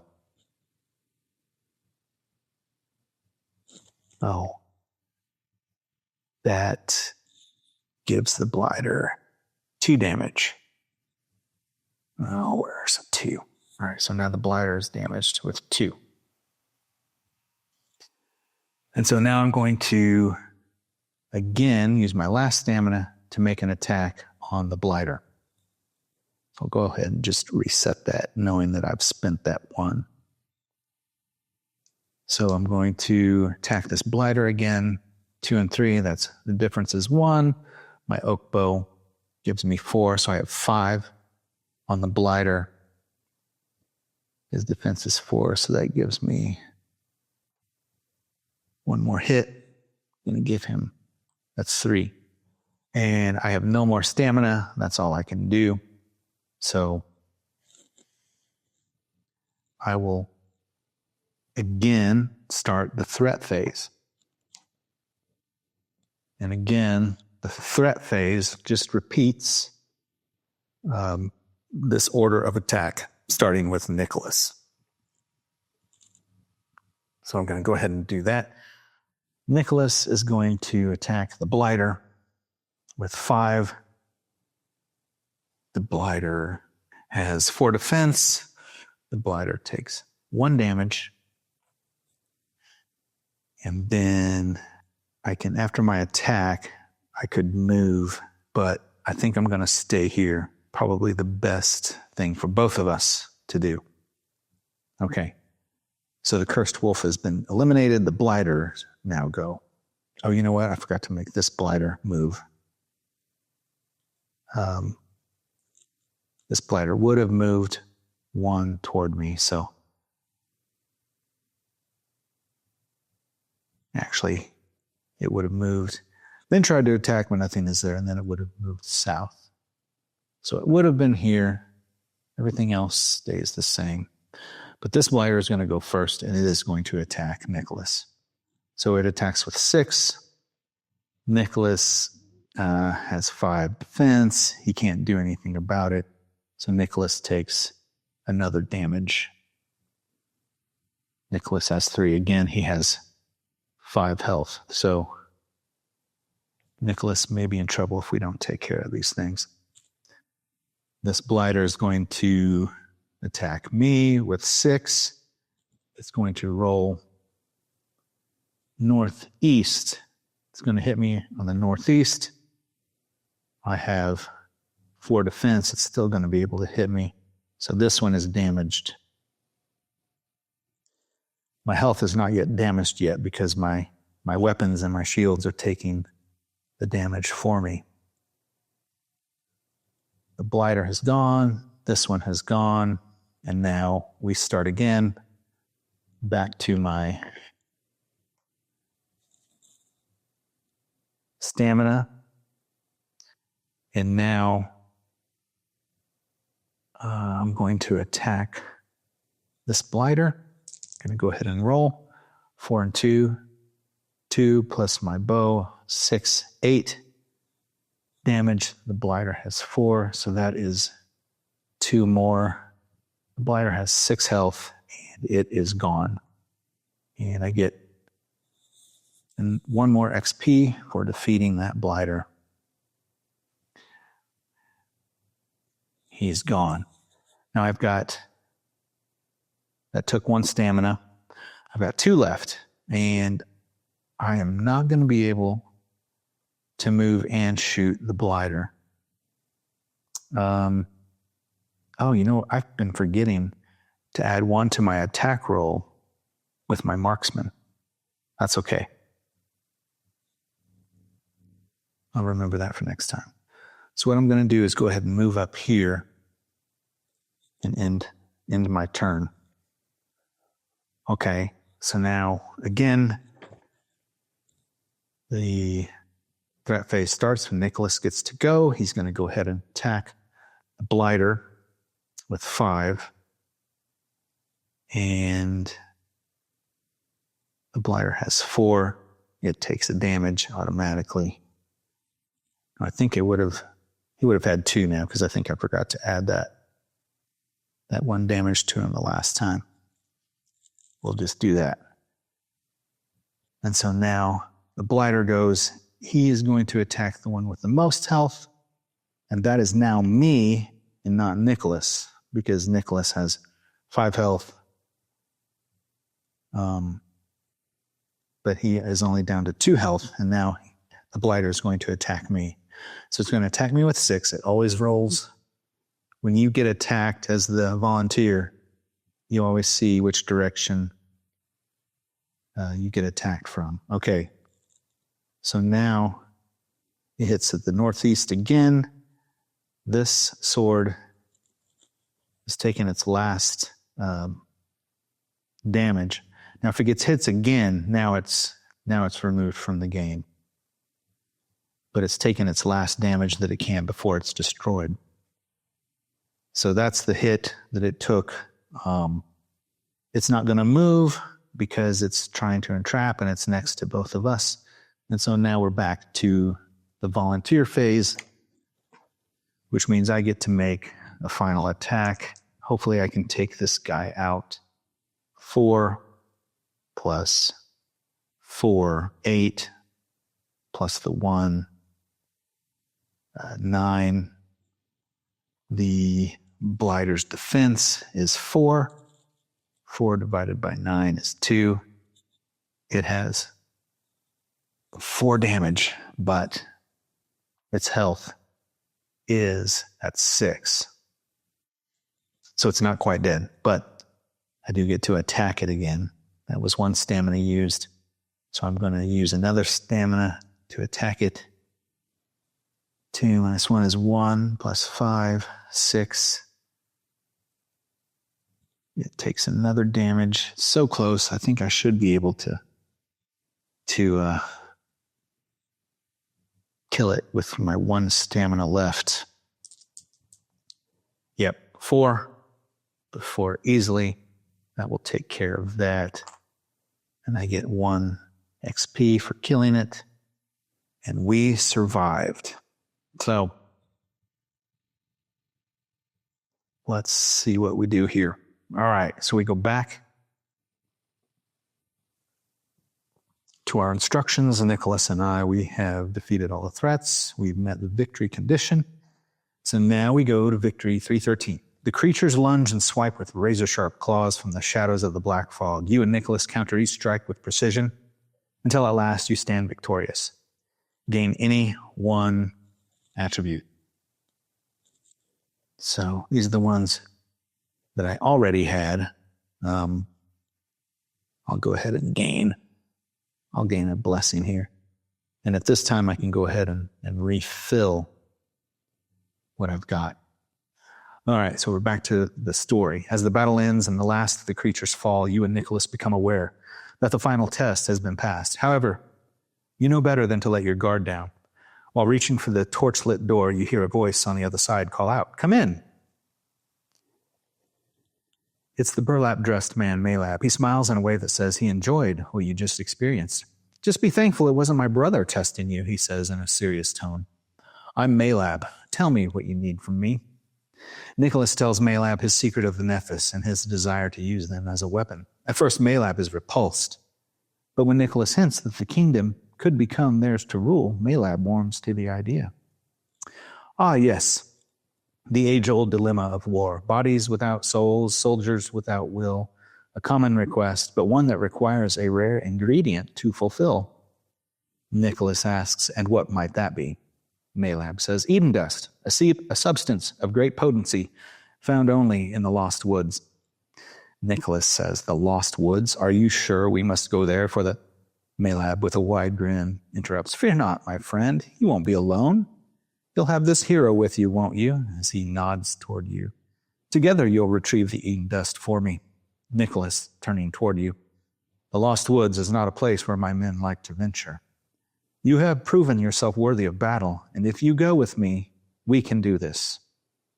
So now my choice is agree to go with Nicholas into the Lost Woods, or leave Nicholas to his own business because you're not sure you want to go there. Of course, I'm going to go with Nicholas. I've already changed my mind once. I don't want to keep twisting this around, but you certainly could if you were playing, and you will start another path. I'm going to agree to go with Nicholas. So I move to 317. Maalab says, "Oh, good. Always so practical in matters of gathering troops, but you know as well as I do that magic comes at a price. And in times of war, the cost can be quite steep." Nicholas reaches into his leather pack and pulls out a sackcloth bag. He hands it over to Maalab, who hefts it in both hands and immediately smiles. "Now, let's get you ready for a trip into the woods. So recover and reorder and gain any one attribute." I'm going to gain wisdom token because I'm short on those. And this recover and reorder allows me to do the following. I'm going to refer to the rule book so that you can see where to find recover and reorder. On page 9, recover and reorder is the process of recovering after certain battles during the story. So when you recover and reorder, you will do things in this order. 1, you will gain XP point for each damaged attribute token on your armory and skill card. So I have 1, so I'm going to discard that, and I'm going to gain 8. I think had I already turned that? I'm not sure. I'm just going to go ahead and say 9. And then you remove each damaged attribute token from your armory and skill cards. I just did. 3, gain 3 attributes of your choice, and then reorder the attributes as needed. So I'm going to go ahead and take 1 of each type of attribute. And then I can go ahead and reorder and fill in the attributes. I'm going to reset my stamina. All right. And then if you have core damage, roll the attack dice and find the difference. This is recovering health, but I didn't take any health damage. So, but if I had, what I would do is roll my dice and then recover the amount of the difference. And if you get doubles, of course, you would fill it back up. Keep any undamaged XP on your skill and armory cards. Remove damaged armory cards from the game. NPCs regain all health. So Nicholas is back to full health because he's still with us in this part of the story. I'm going to go ahead and put them right there. The battle board gets taken away.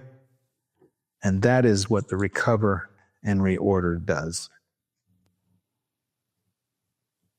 So now we need to continue to Lost Woods after entry 103 in Storybook 2. So we're going back to Storybook number 2 to the Lost Woods.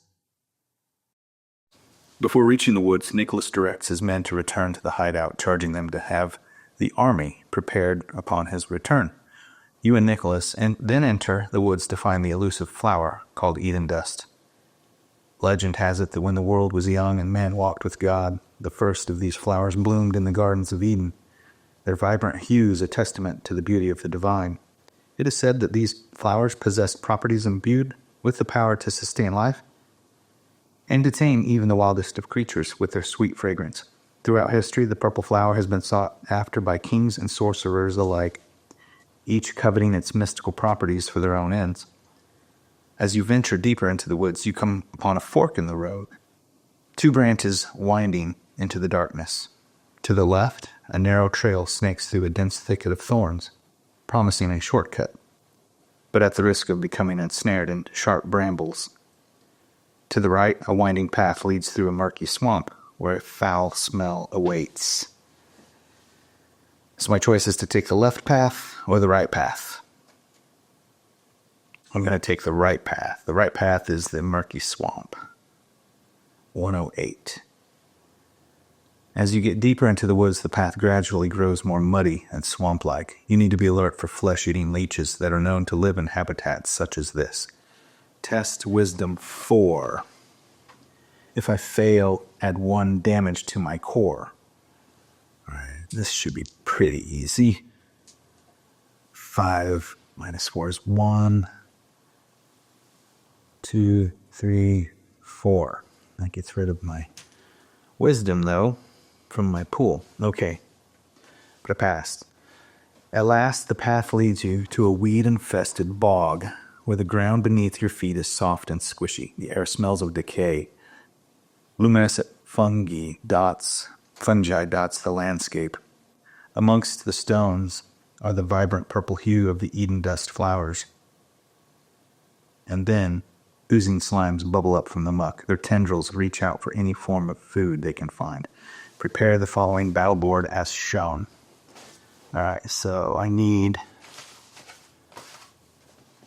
this battle board.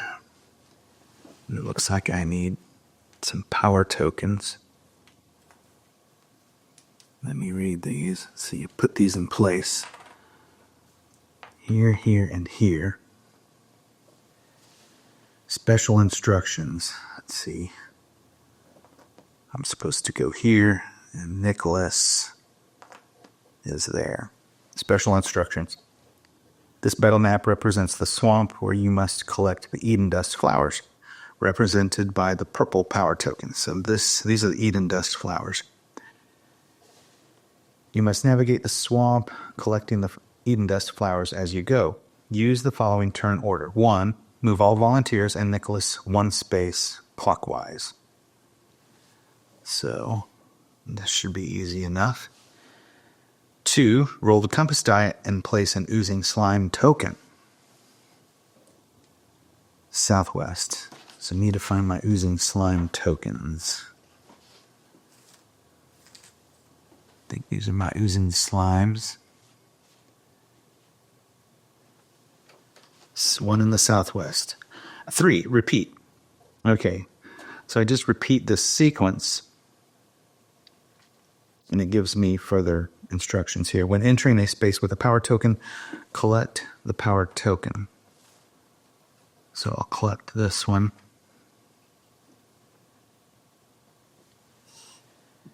Roll the compass die and place an oozing slime. Okay, when entering a space with a power token, collect the token. Roll the compass die and place an oozing slime in that space east. So, another one. But it goes here on top of that one. I'm afraid I lose it, though. If the oozing slime bubbles up in your space, or if you move into a space with the oozing slime, you must attempt a battle test. 4. If you fail, gain a damage token. If an oozing slime is placed in a power token space, remove the power token from the board. If all oozing power tokens are removed by the oozing slimes, you are defeated. Once all oozing slime tokens, 3, are placed on the board, they will move 1 space in a clockwise direction during step 2 of the turn order.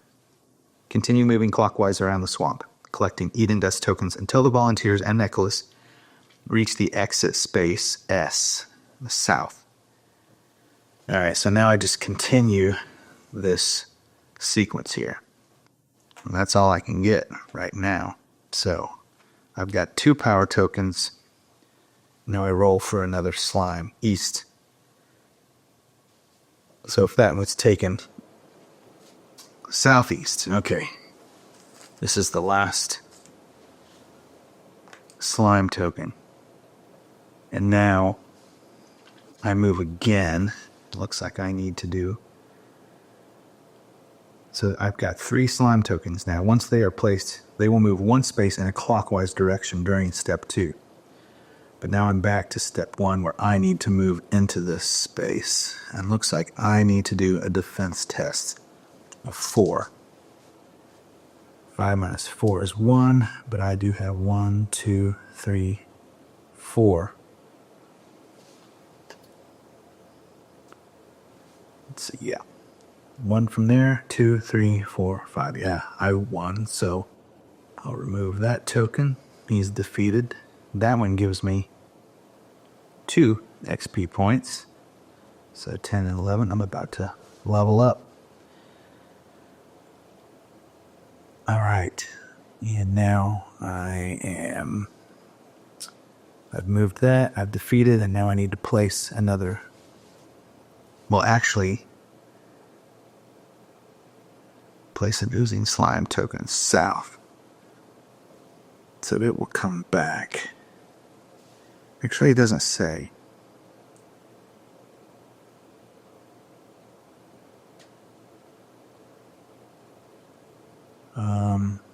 It doesn't say. But I assume that I will continue to place those on there.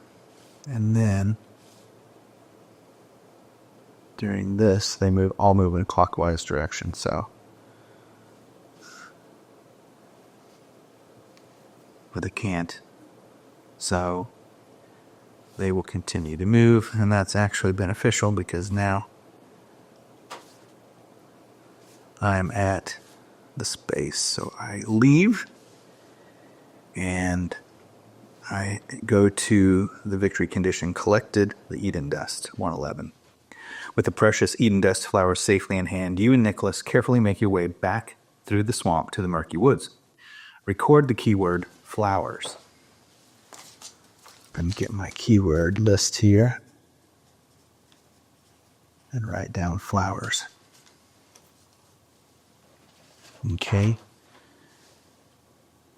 And now, yet, as you begin down the path, the familiar route you had traversed seems to have vanished, swallowed up by the shifting shadows and tangled undergrowth.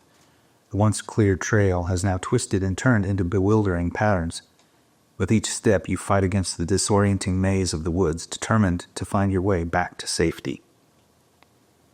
Test Wisdom 5. All right, good. Rolled doubles, that gives me 6, so I pass that. I go to 105. An eerie stillness settles over the forest, broken only by the occasional rustle of unseen animals. The twisting trail now splits into another 2 paths that seem to have formed right in front of your eyes. The right trail is lush and vibrant. The path to the left narrows to an almost impassable width. The thick brambles and more razor-sharp vines to either side. Gain any one attribute. I'm going to gain wisdom. So now I choose again. Take the right path or take the left path. I'm thinking I'm going to take the right path again. The end of this path leads to a web-infested area. You glance up at an enormous tree and see the cocooned body of a royal guard. And then they descend upon you, a swarm of chittering spiders, hungry and ravenous. Battle test 7 defense, and I get to upgrade. So I've leveled up my skill. Immediately, according to the rulebook, let's check the rulebook. I believe I get to level up as soon as I gain my 12th experience point. All right, experience tracker die. Experience points are gained when a volunteer defeats threats during battle, attempting battle tests, and possibly when you recover in reorder. After reaching 12 points on your tracker die, immediately choose a new skill card of your choice from the next skill level. Also set your XP tracker die to 1 XP until you gain more XP.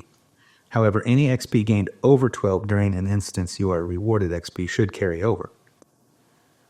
So if I had 11 XP in a battle reward would give me 3. You would level up and then begin the story phase with 2 XP on the die. So, if that's okay, I've only got 1. And once I hit 12, I will reset it to 1. And now I get to choose a new skill from the Skills 2 deck. Let me make sure I get all my Skills 2, and then I'll choose one here. Okay.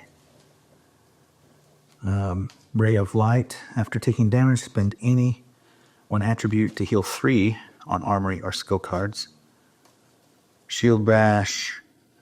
Ooh, I do have a shield, but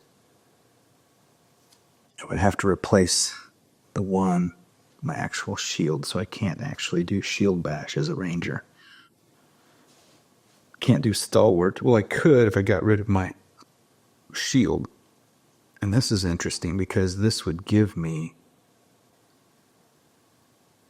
when enabled, it adds 4 defense. Interesting. oh boy, I think I'll do that. Well, let me look at these. Let me look. Intimidate. When enabled, spend 2 to attack, ignoring all threat defenses. That one looks pretty good too.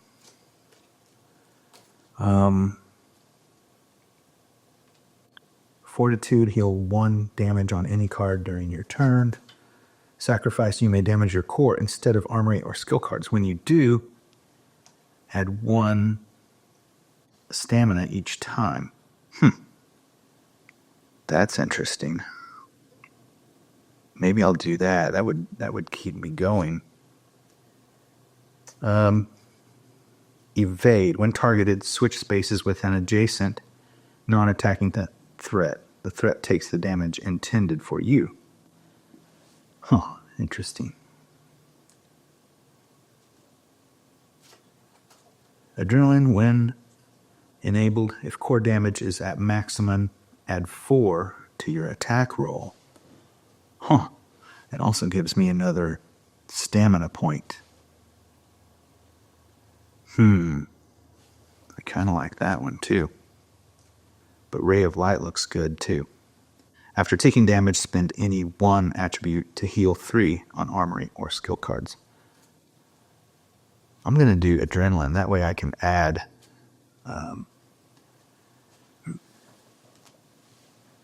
damage to my attack roll. I'm going to move these out of the way. I'm going to add Adrenaline there. And this is legal because even though they don't match, this still works. I can either use wisdom or power on that, and I'm going to go ahead and use power since I have more power. And enable this one, Adrenaline, with my 2 blessing tokens. Now I'm ready to roll. So now this new skill, when enabled, and I've enabled it, if my core damage is at maximum, add 4 to your attack roll. So, I mean, it may not even come into play, but it does give me an extra stamina. So I'm going to go ahead and mark my stamina at 4, because I start with 3, and this Adrenaline card gives me an extra stamina. So I'm going to keep that at 4. Okay, back to the story. Okay, battle test, 7 defense. That's right, I was getting ready to do my battle test. And again, the battle test is you roll the dice, find the difference 2, and then you add your defense up. I don't think I'm going to get it this time. So 2, 3, 4, 5, 6. I didn't quite hit it. If you fail, roll the compass die and damage the location. So the penalty is damaging the location northwest. So northwest, my oak bow takes the damage. All right, continue to 107. As you press on, the path grows increasingly impassable, choked with thick strands of webbing. With no other option but to turn back, you retrace your steps until you stumble upon a small clearing where the remnants of a long-abandoned campsite lay scattered amidst the undergrowth. Curiosity pique, you investigate the deserted campsite more closely, searching for any clues that might shed light on those who had once been here. Gain any 1 stamina, or gain any 1 attribute. Let's go with wisdom, since I don't have very much wisdom here. Okay, continue to 112. An unsettling feeling washes over you as you search for clues. With each passing moment, your nerves grow taut, and the tension in the air seems to thicken. Cedar twigs have been twisted into tufts of fur and tied together, and hung from branches overhead. Arcane symbols are etched into the bark of those same trees. Each new discovery deepens your growing unease and thoughts of what lurks within these woods. Test Blessing 3. If you pass, gain any 1 attribute. 5 minus 1 is 4, so yeah. Let's add wisdom. All right, as the weight of the situation bears down on you, a sense of hopelessness begins to overwhelm the 2 of you. Thoughts of abandoning your quest and fleeing the curse Thoughts of abandoning your quest and fleeing the cursed woods gnaws at the edges of your minds.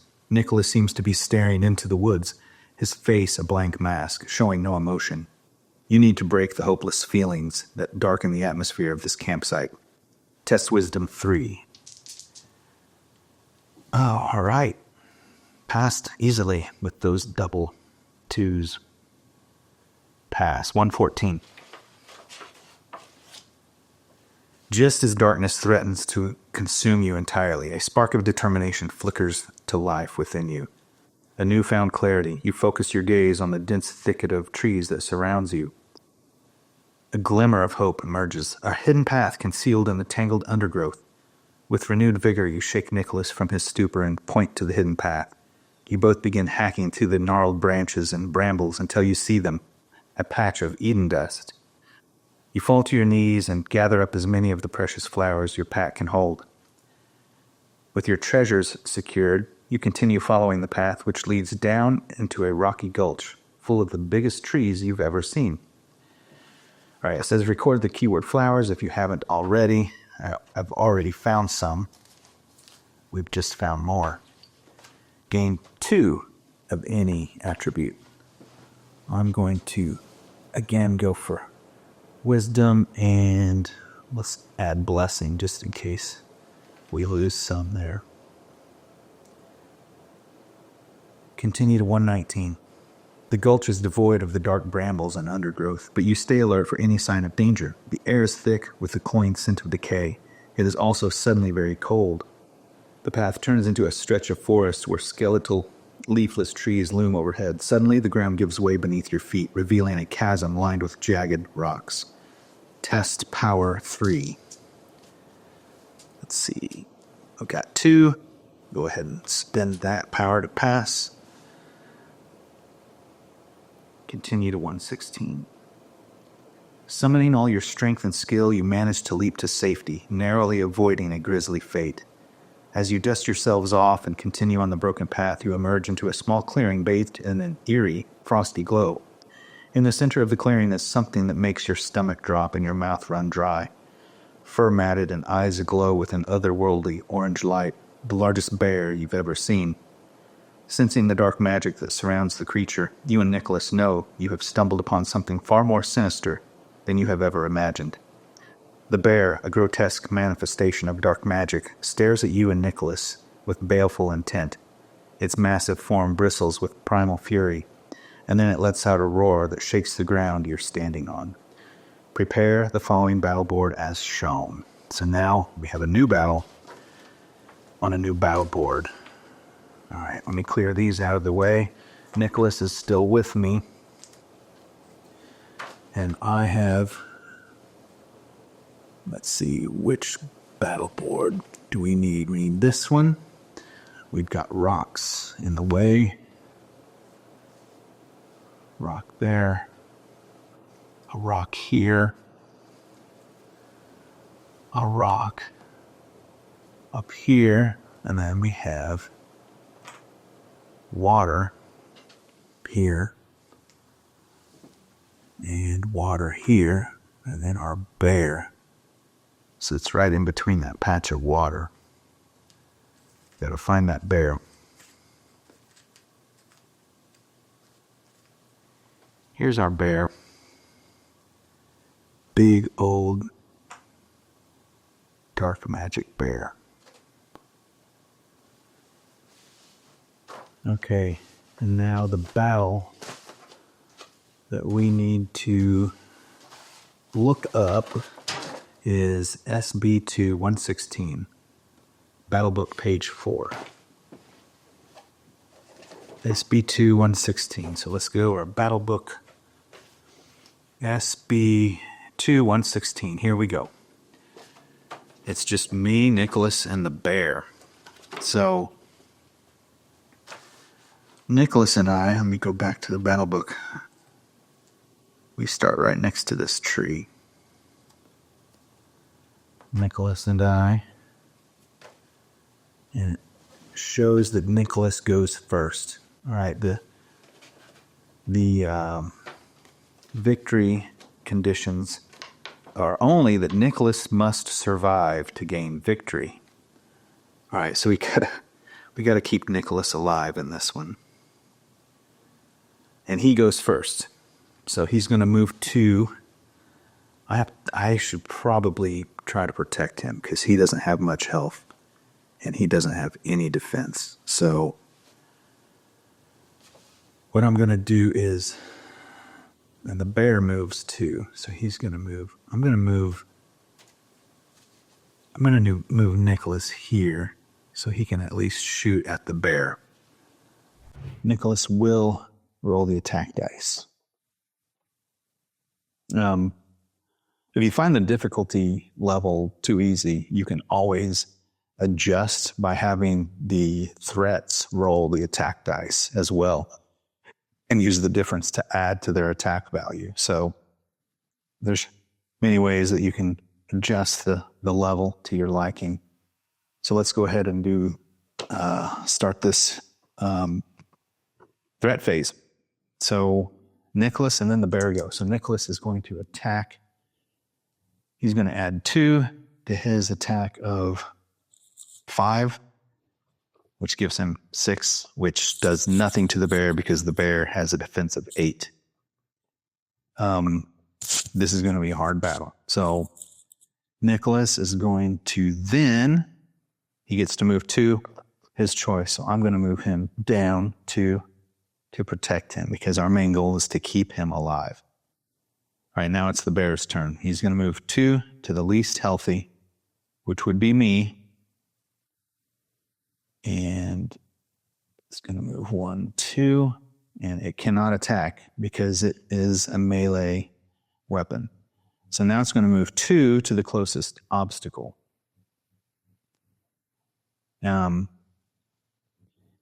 If the cursed bear's second movement ends adjacent to a boulder obstacle, it throws the boulder into the closest target's space within range 3.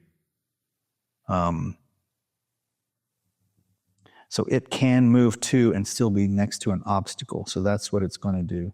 It's going to go here, and it's going to throw this boulder within range 3. Place the boulder token into the target's space. So his target is the least health. It's going to be me. So 1, 2, 3.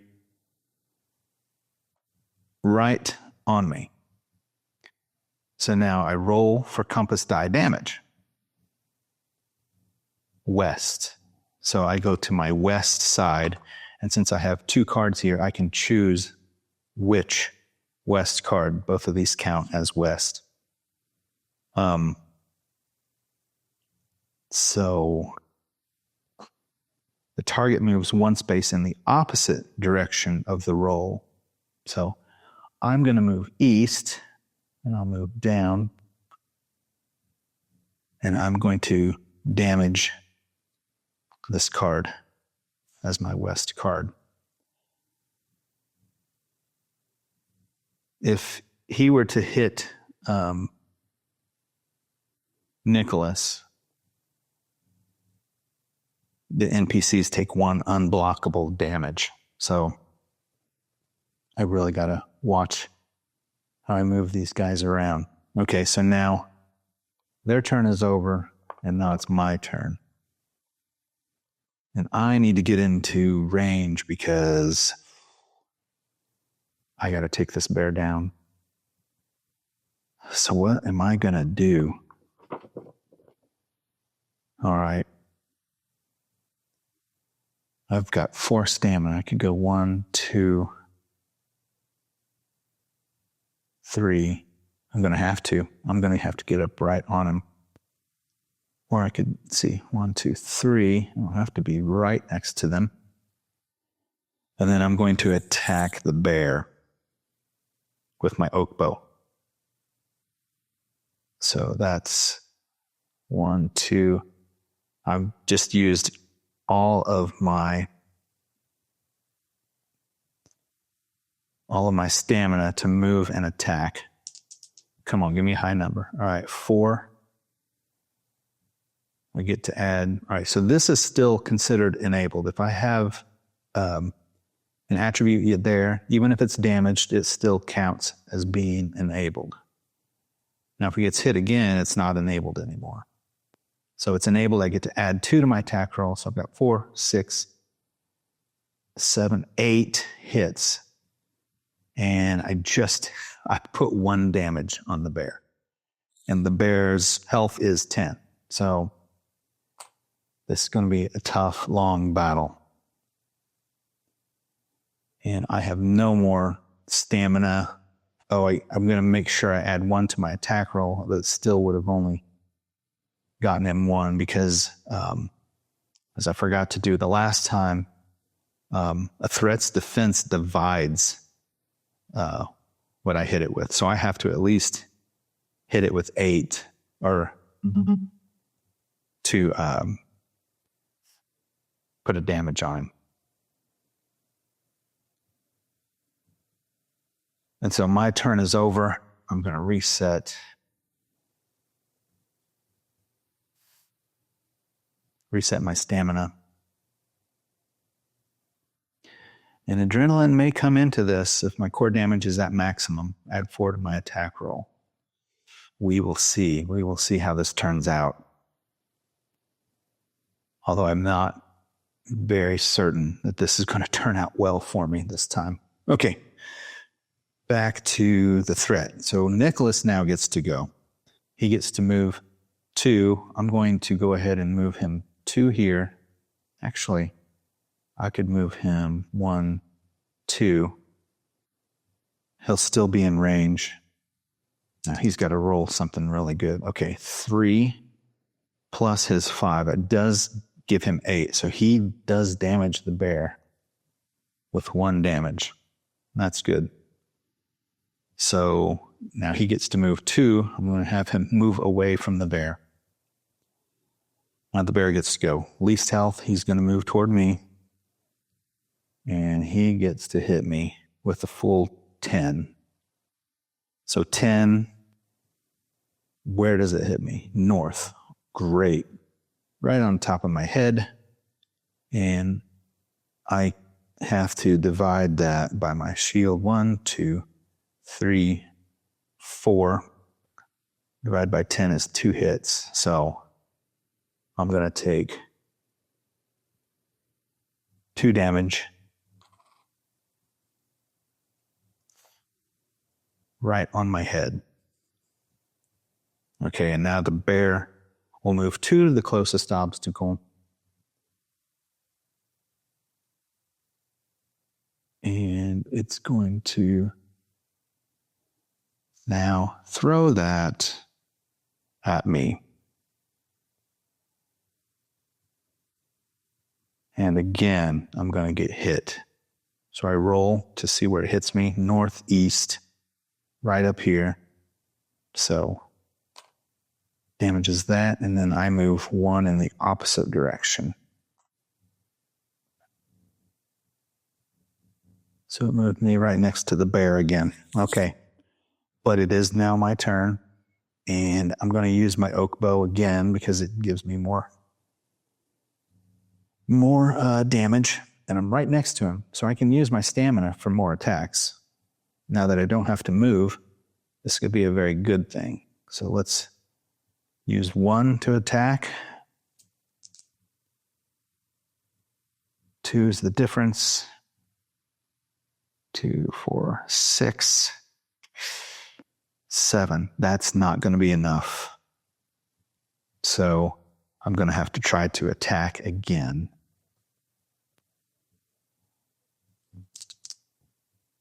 Oh, good. Look at that. Double 6s. 12. This is going to help tremendously. 12, 14, 16, 17 divided by 8. 2 more hits. And bear is now down to 4. Now I'm going to attack again. Oh, not a good roll, actually. 1, that's not going to hit him at all. So I've got 1 left, and might as well use it. See what I can get.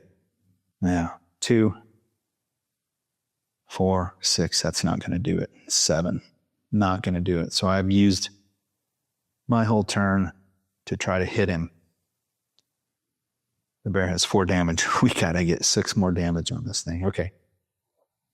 So I reset myself.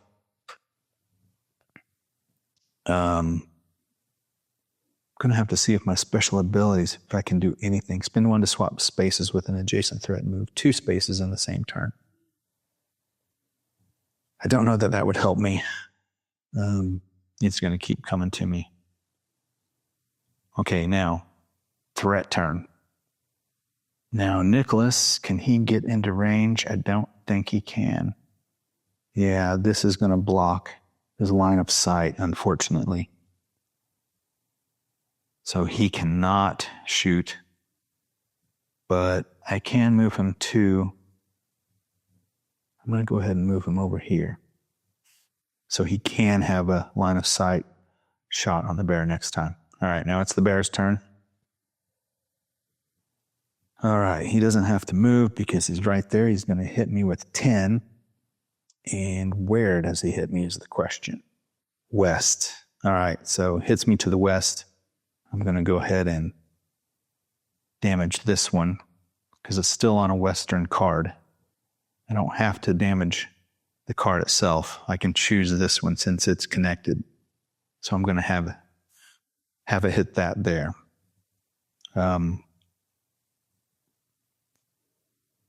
And then it's going to move 2 to the closest obstacle. It's going to move up here. It is going to throw the boulder at me again. Southwest. So, of course. Well, this has to be the one that goes. I could be in trouble here.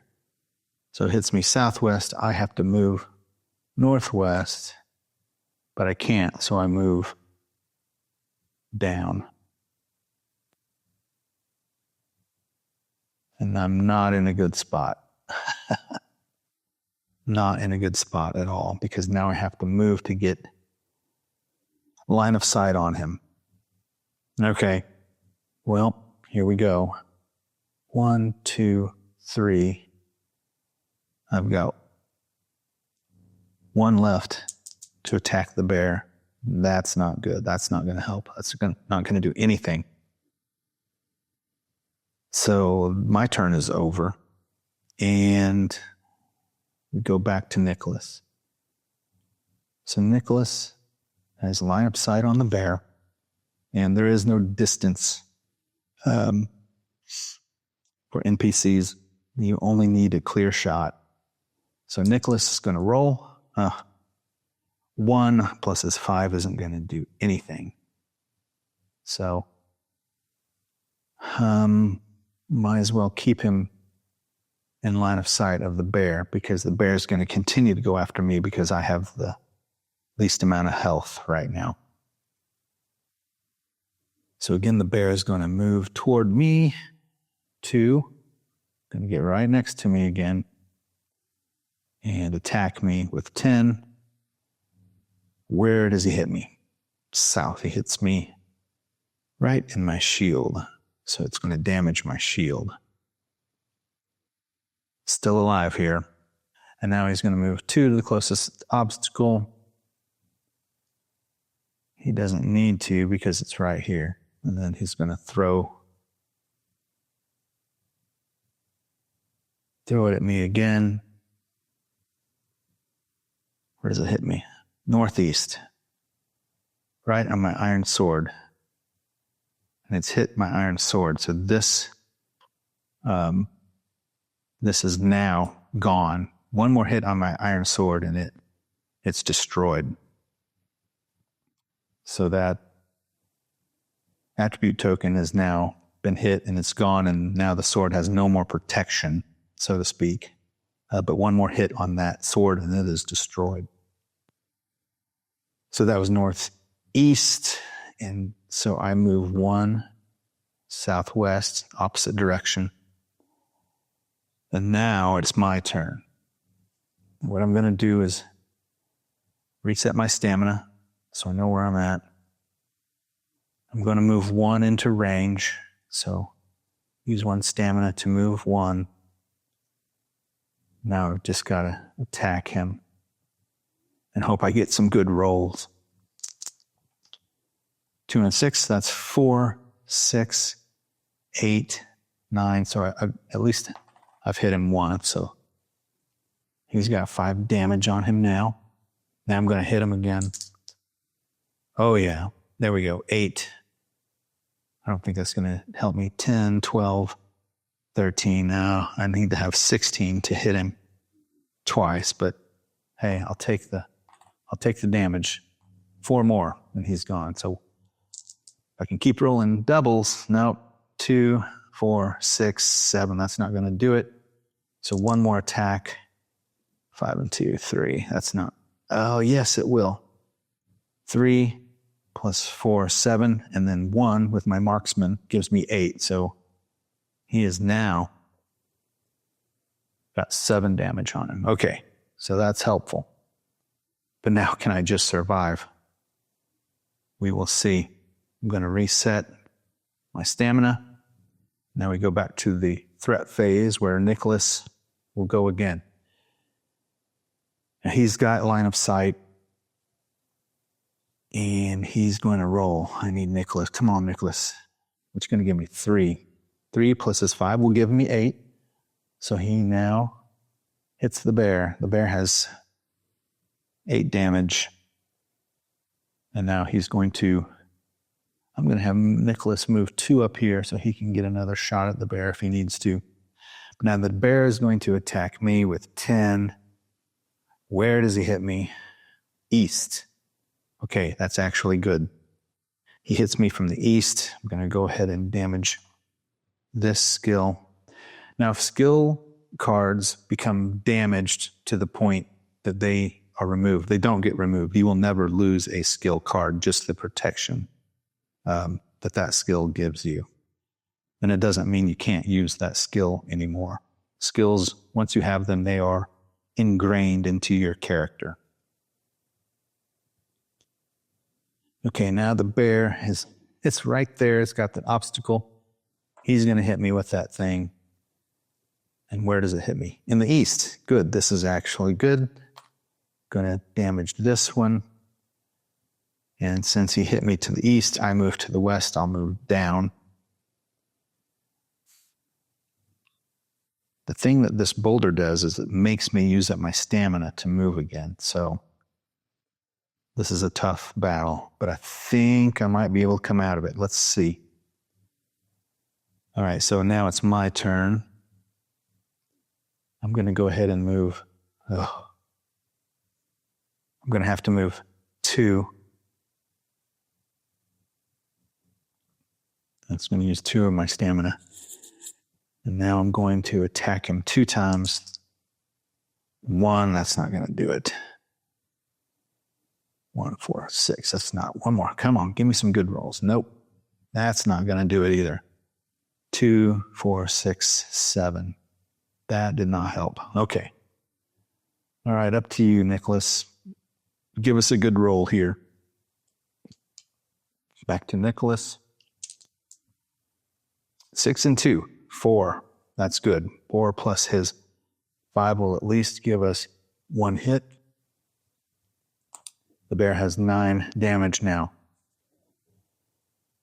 Now Nicholas is going to move 2 this way, just to kind of keep clear of the bear. The bear is still going to come after me because I still have the least health, which helps us keep Nicholas alive. That's good.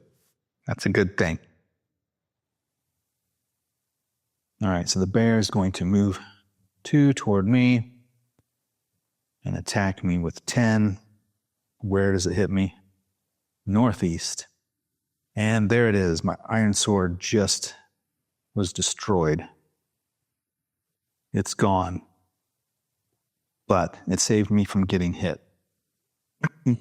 So that's gone, but he is going to throw this stone at me. Where does it hit me? Southwest. All right, my adrenaline. Let's see. I'm going to use this. I'm going to get rid of this one because I want to keep these enabled in case my core takes more damage. I can add 4 to my attack roll. All right. So hit me to the southwest. I have to move northeast. Still next to the bear, and here we go. All right, I hope I should be able to do it. All right, I'm going to reset my stamina to 4. And let's take this bear down. Look at that. 6 plus 6 is 12, 14, 16. 2 hits on the bear, and it is dead. Finally. Got him. That gives me 3 experience points, and now we can go to our victory condition. I lost a weapon and took some damage, but let's see what happens here. Victory at 117. With a swift and decisive motion, you unleash a strike that defies physics. You drive your blade deep into the creature's heart, or weapon, I used my bow, piercing through the dark magic surrounding its figure. In that moment of triumph, it was as if time itself stood still, and your blade, guided by a force beyond mortal comprehension, strikes true, driving the evil spirit from its body. Truly, this was a victory not of your own making, but of divine intervention. Gain any 1 attribute and 1 experience. Let's see. Let's get some more blessing. With the bear vanquished and the elusive Eden dust flowers secured, a wave of relief washes over you and Nicholas. Yet a shadow of uncertainty looms. The labyrinthine depths of the woods still holds you ensnared. Continue to 122. As the hours stretch on, you find yourselves again in a struggle with the despair you felt at the campsite. Each passing moment seems to weigh heavier as the woods press in around you. Just as your spirits falter, a glimmer of hope pierces through. Out of a tangle of vines, a man dressed in leather armor steps forward. You must be blessed beyond understanding to have survived this long in these woods. I am Beniah, defender of the ancient kings. Nicholas says with suspicion, and what blessings do you offer, Beniah? Beniah says, I offer my knowledge of these lands and guidance through and out of these woods, and in return I seek your aid. The recovery of the legendary weapons of our kings, desecrated by the enemies of Oakhaven. Nicholas, scoffing, legendary weapons? What use are they to us now? We need to focus on restoring the kingdom, not chasing after relics of the past. Beniah says, restoring the kingdom is precisely my aim, good man. The lost weapons of the Oakhaven kings hold great power that could turn the tide in our favor. With your help, we can retrieve them and bring hope back to our people. Nicholas says, I've had my fill of royal guards and knights and their grand promises. We need action, not idle talk of hope and lost swords. Nicholas turns toward you and says, we must go now. Will you stand with me in the fight for justice, or will you chase after the dreams of a royal guard commander lost in the past? Again, another decision to make. I can make my choice now or ask for more information. Obviously, I'm going to ask for more information. Both men have good reasons to help Oakhaven, but you want to hear more. Beniah, please tell me more about your quest for the legendary weapons. Beniah says, the legendary weapons have been my main quest for years. When the armies of evil swept through Oakhaven, the king's highest valued weapons were desecrated and scattered. Had the enemy known of their real power, they never would have left them. The time to reclaim these weapons is running short, and I can't take on this task alone. Restoring these weapons gives us a chance to destroy the growing darkness. Nicholas, I know your plan, but is it enough? How can we take back the kingdom when the people are pessimistic at best, frightened at the worst? Nicholas says, amassing an army capable of toppling the crown prince and restoring the kingdom will bring confidence to the people. The notion of scouring the land for old weapons is a futile and time-consuming endeavor. The quickest path to victory is the mobilization of forces, rallying the downtrodden to rise up against their oppressors. Continue to 121. You have made up your mind, have I? There is no doubt about how to move forward in this current situation. Oakhaven needs heroes, and right now. You plan to make sure it survives the darkness for at least the next few years. You clear your throat and announce your intentions to the men awaiting your response. So I've got two choices. I could follow Beniah and go after these legendary weapons, or I could continue with Nicholas and try to use the Nephis, build that army of Nephis to fight against the Crown Prince. I am intrigued by going after legendary weapons, I have to be honest. That sounds more fun. And I'm not quite sure I want to trust Nicholas with an army of giant Nephis who don't like anybody. So I'm going to follow Beniah. So if I follow Beniah, I go to Valley of Vision after entry 166. So if I decide to follow Beniah, I'm going to record the keyword withdraw. So I'm going to record the keyword withdraw.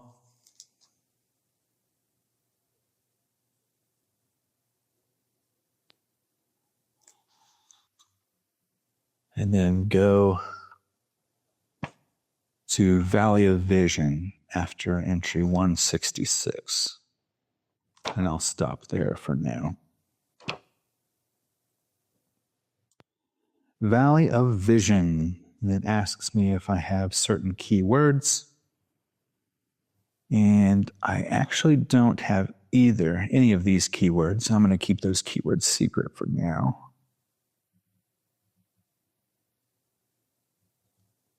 And otherwise, I go to 170. You know what? I'm going to keep going here for a little bit. So we're at the Valley of Vision. Beniah leads you into the foothills of the southern edge of the mountains near the King's Road. Taking well-hidden passages, he then leads you to the inside of a warm cave tunnel. As your eyes adjust to the dim light of the tunnel, you realize you are inside of a stone fortress built into the mountain. Beniah welcomes you to his home and begins to expound on a cryptic tale of legendary weapons and scrolls, artifacts of immense power that hold the key to vanquishing the darkness.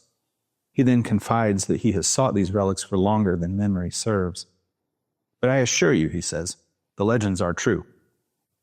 Beniah remarks as he stands up and walks across the floor of the massive cave with a sudden sense of urgency. With the darkness at full strength, we need to double our efforts. And now it gives me the recover and reorder instruction. So again, to recover and reorder, I'll go ahead and go to the rule book so that you see recover and reorder is on page 9. This is the process of recovering after certain battles during the story. Okay, so recover and reorder means to 1, gain an XP point for each damaged attribute token on your armory and skill card. So I get 1, 2, 3, 4, 5, 6. And I'm right at 11, so I can almost level up again. Remove each damaged attribute token from your armory and skill cards. So 1, I just want to recount to make sure I added 6 to my 5. Yep, all right. Remove those. And now I get to gain 3 attributes of my choice.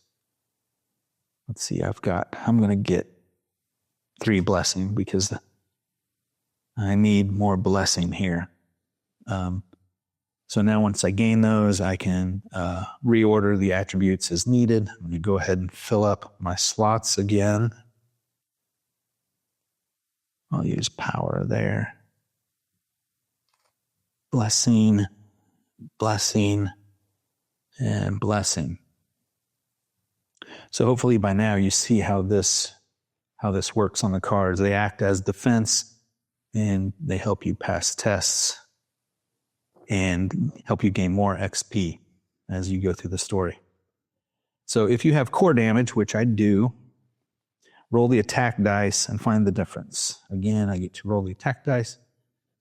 6 minus 4 is 2, so I get to add 2. That will heal that. So I'm back to full health of 4.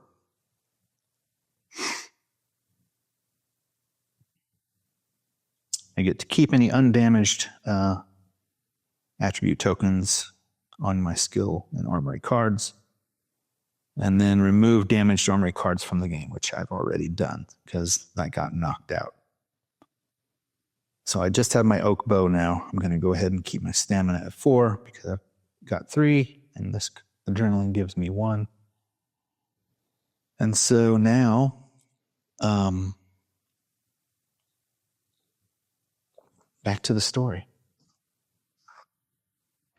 Let's see where this goes. This is getting interesting here. All right.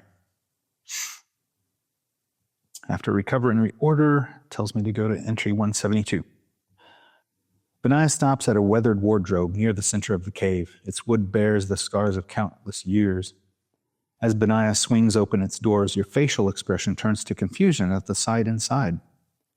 Empty slots where weapons should be held. With a knowing frown, Beniah explains that these empty slots once held the king's weapons.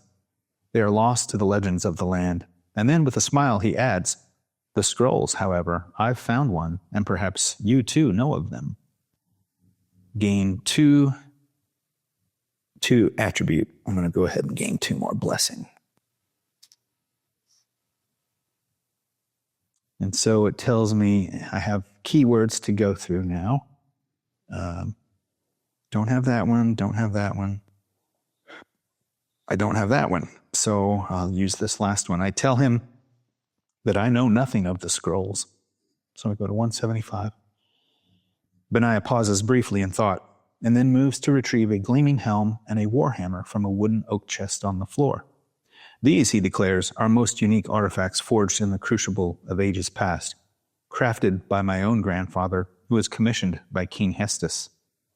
Here I gain the foe hammer and the great helm armory cards. So I get foe hammer and the great helm. There's a great helm, which I can't wear, unfortunately, so we'll just throw that one in the batch. Sorry, Beniah, I cannot wear helmets. But foe hammer I could certainly use. It is a melee weapon, so I'm going to go ahead and put it here. Foe hammer gives me 3 hits, and then when enabled, I add 3 to my attack roll when I attack cursed threats. The good thing is it cannot be corrupted or broken by damage. So I may become a melee, a sword-wielding ranger at this point. I like that. It's more powerful. Okay.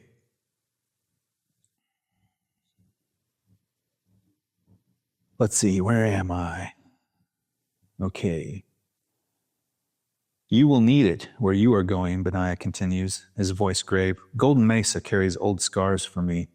My men once fought a great battle there. We all swore to our king to never again set foot upon the sacred grounds of that place again. A matter of respect to the fallen. Beniah looks at you to make his point clear. To break such a vow is to invite the wrath of forces beyond mortal understanding. We take oaths seriously, or else I would go there myself. With a nod of encouragement, Beniah places the items into your hands. Record the keyword Beniah, and then continue to Golden Mesa after entry 273.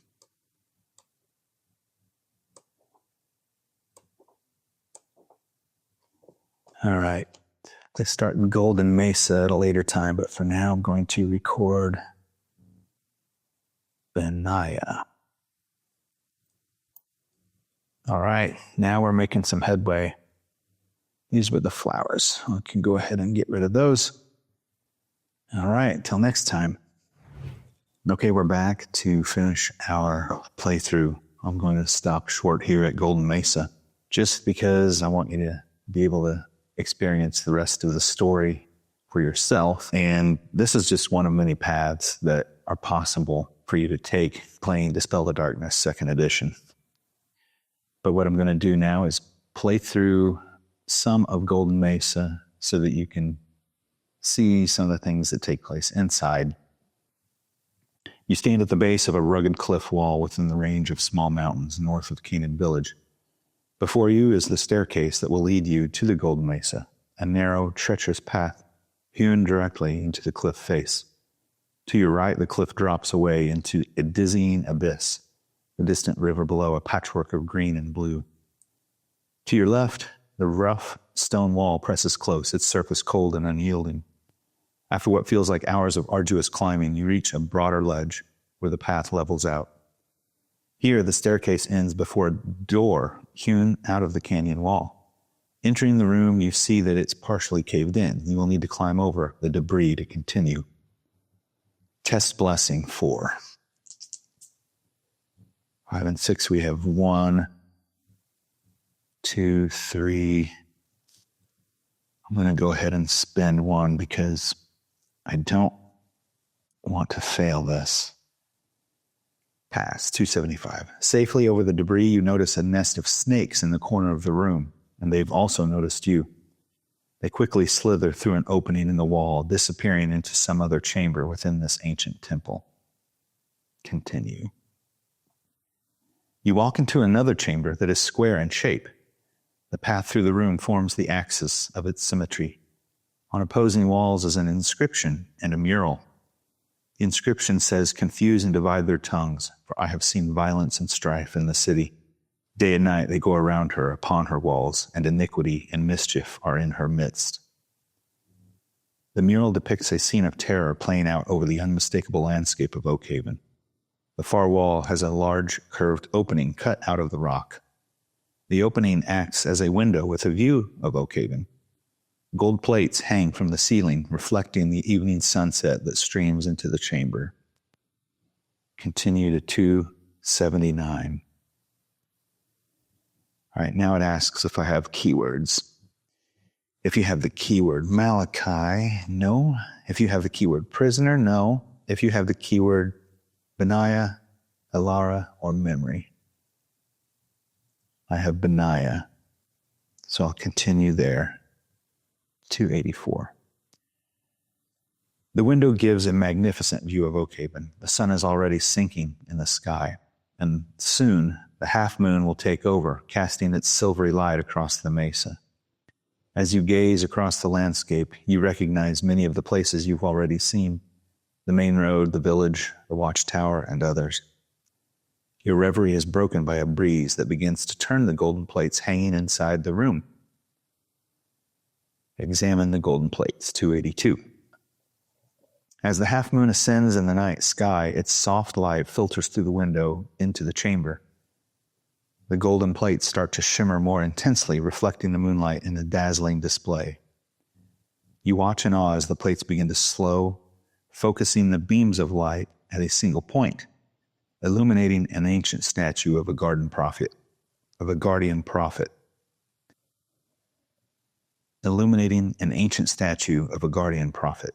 You approach the statue, noting that the converging moonlight beams form a half-moon shape on its chest. With a gentle push on an embossed section within the half-moon shape of light, a hidden compartment opens up. Inside lay an ancient, partially burned scroll. Gain the Imprecatory Scroll legendary weapon card. So I found a legendary weapon, the Imprecatory Scroll. Let's see what this does. Imprecatory Scroll. This attack roll result is applied to the weapon used during your attack. Replace one attack die with the experience die. For attack rolls, this resets your XP. Okay, so it looks like I have the possibility of gaining extra damage. Let's see, it also says when you take core damage, gain 1 stamina. And I can use it as a ranged weapon or melee weapon. This is good. So I would need to replace one of my weapons here. Now, I don't want to use it yet because I want to level up, and I'm so close. Because if I use this as one of my attack die, it resets my XP. So this is what I'm going to do for now. And also keep in mind that legendary weapons cannot be damaged or destroyed. I'm going to go ahead and put that there.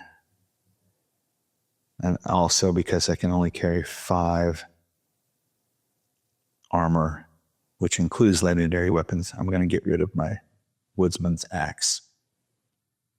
So I keep this, and I'm not going to use it yet because I want to keep my experience. I want to level up.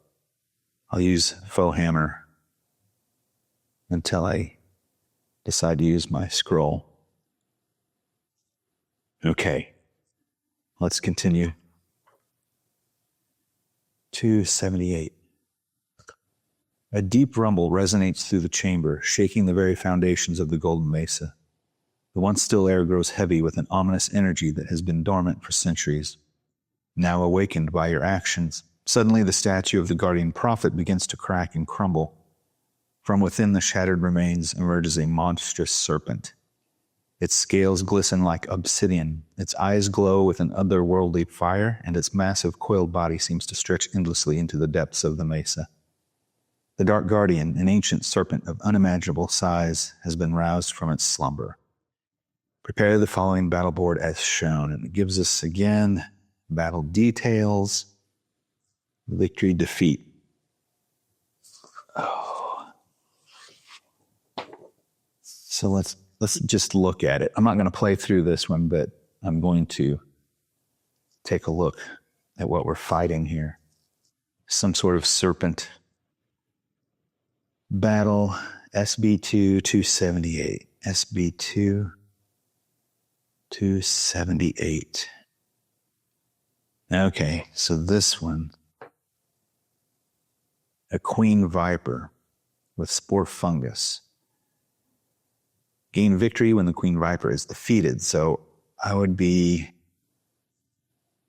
setup has 3 spore fungus and the queen viper. The queen viper looks difficult. She has flaming darts. It looks like she spits fire, creates a firewall. I'm not going to play through this one, but that's what you get to fight in the Golden Mesa.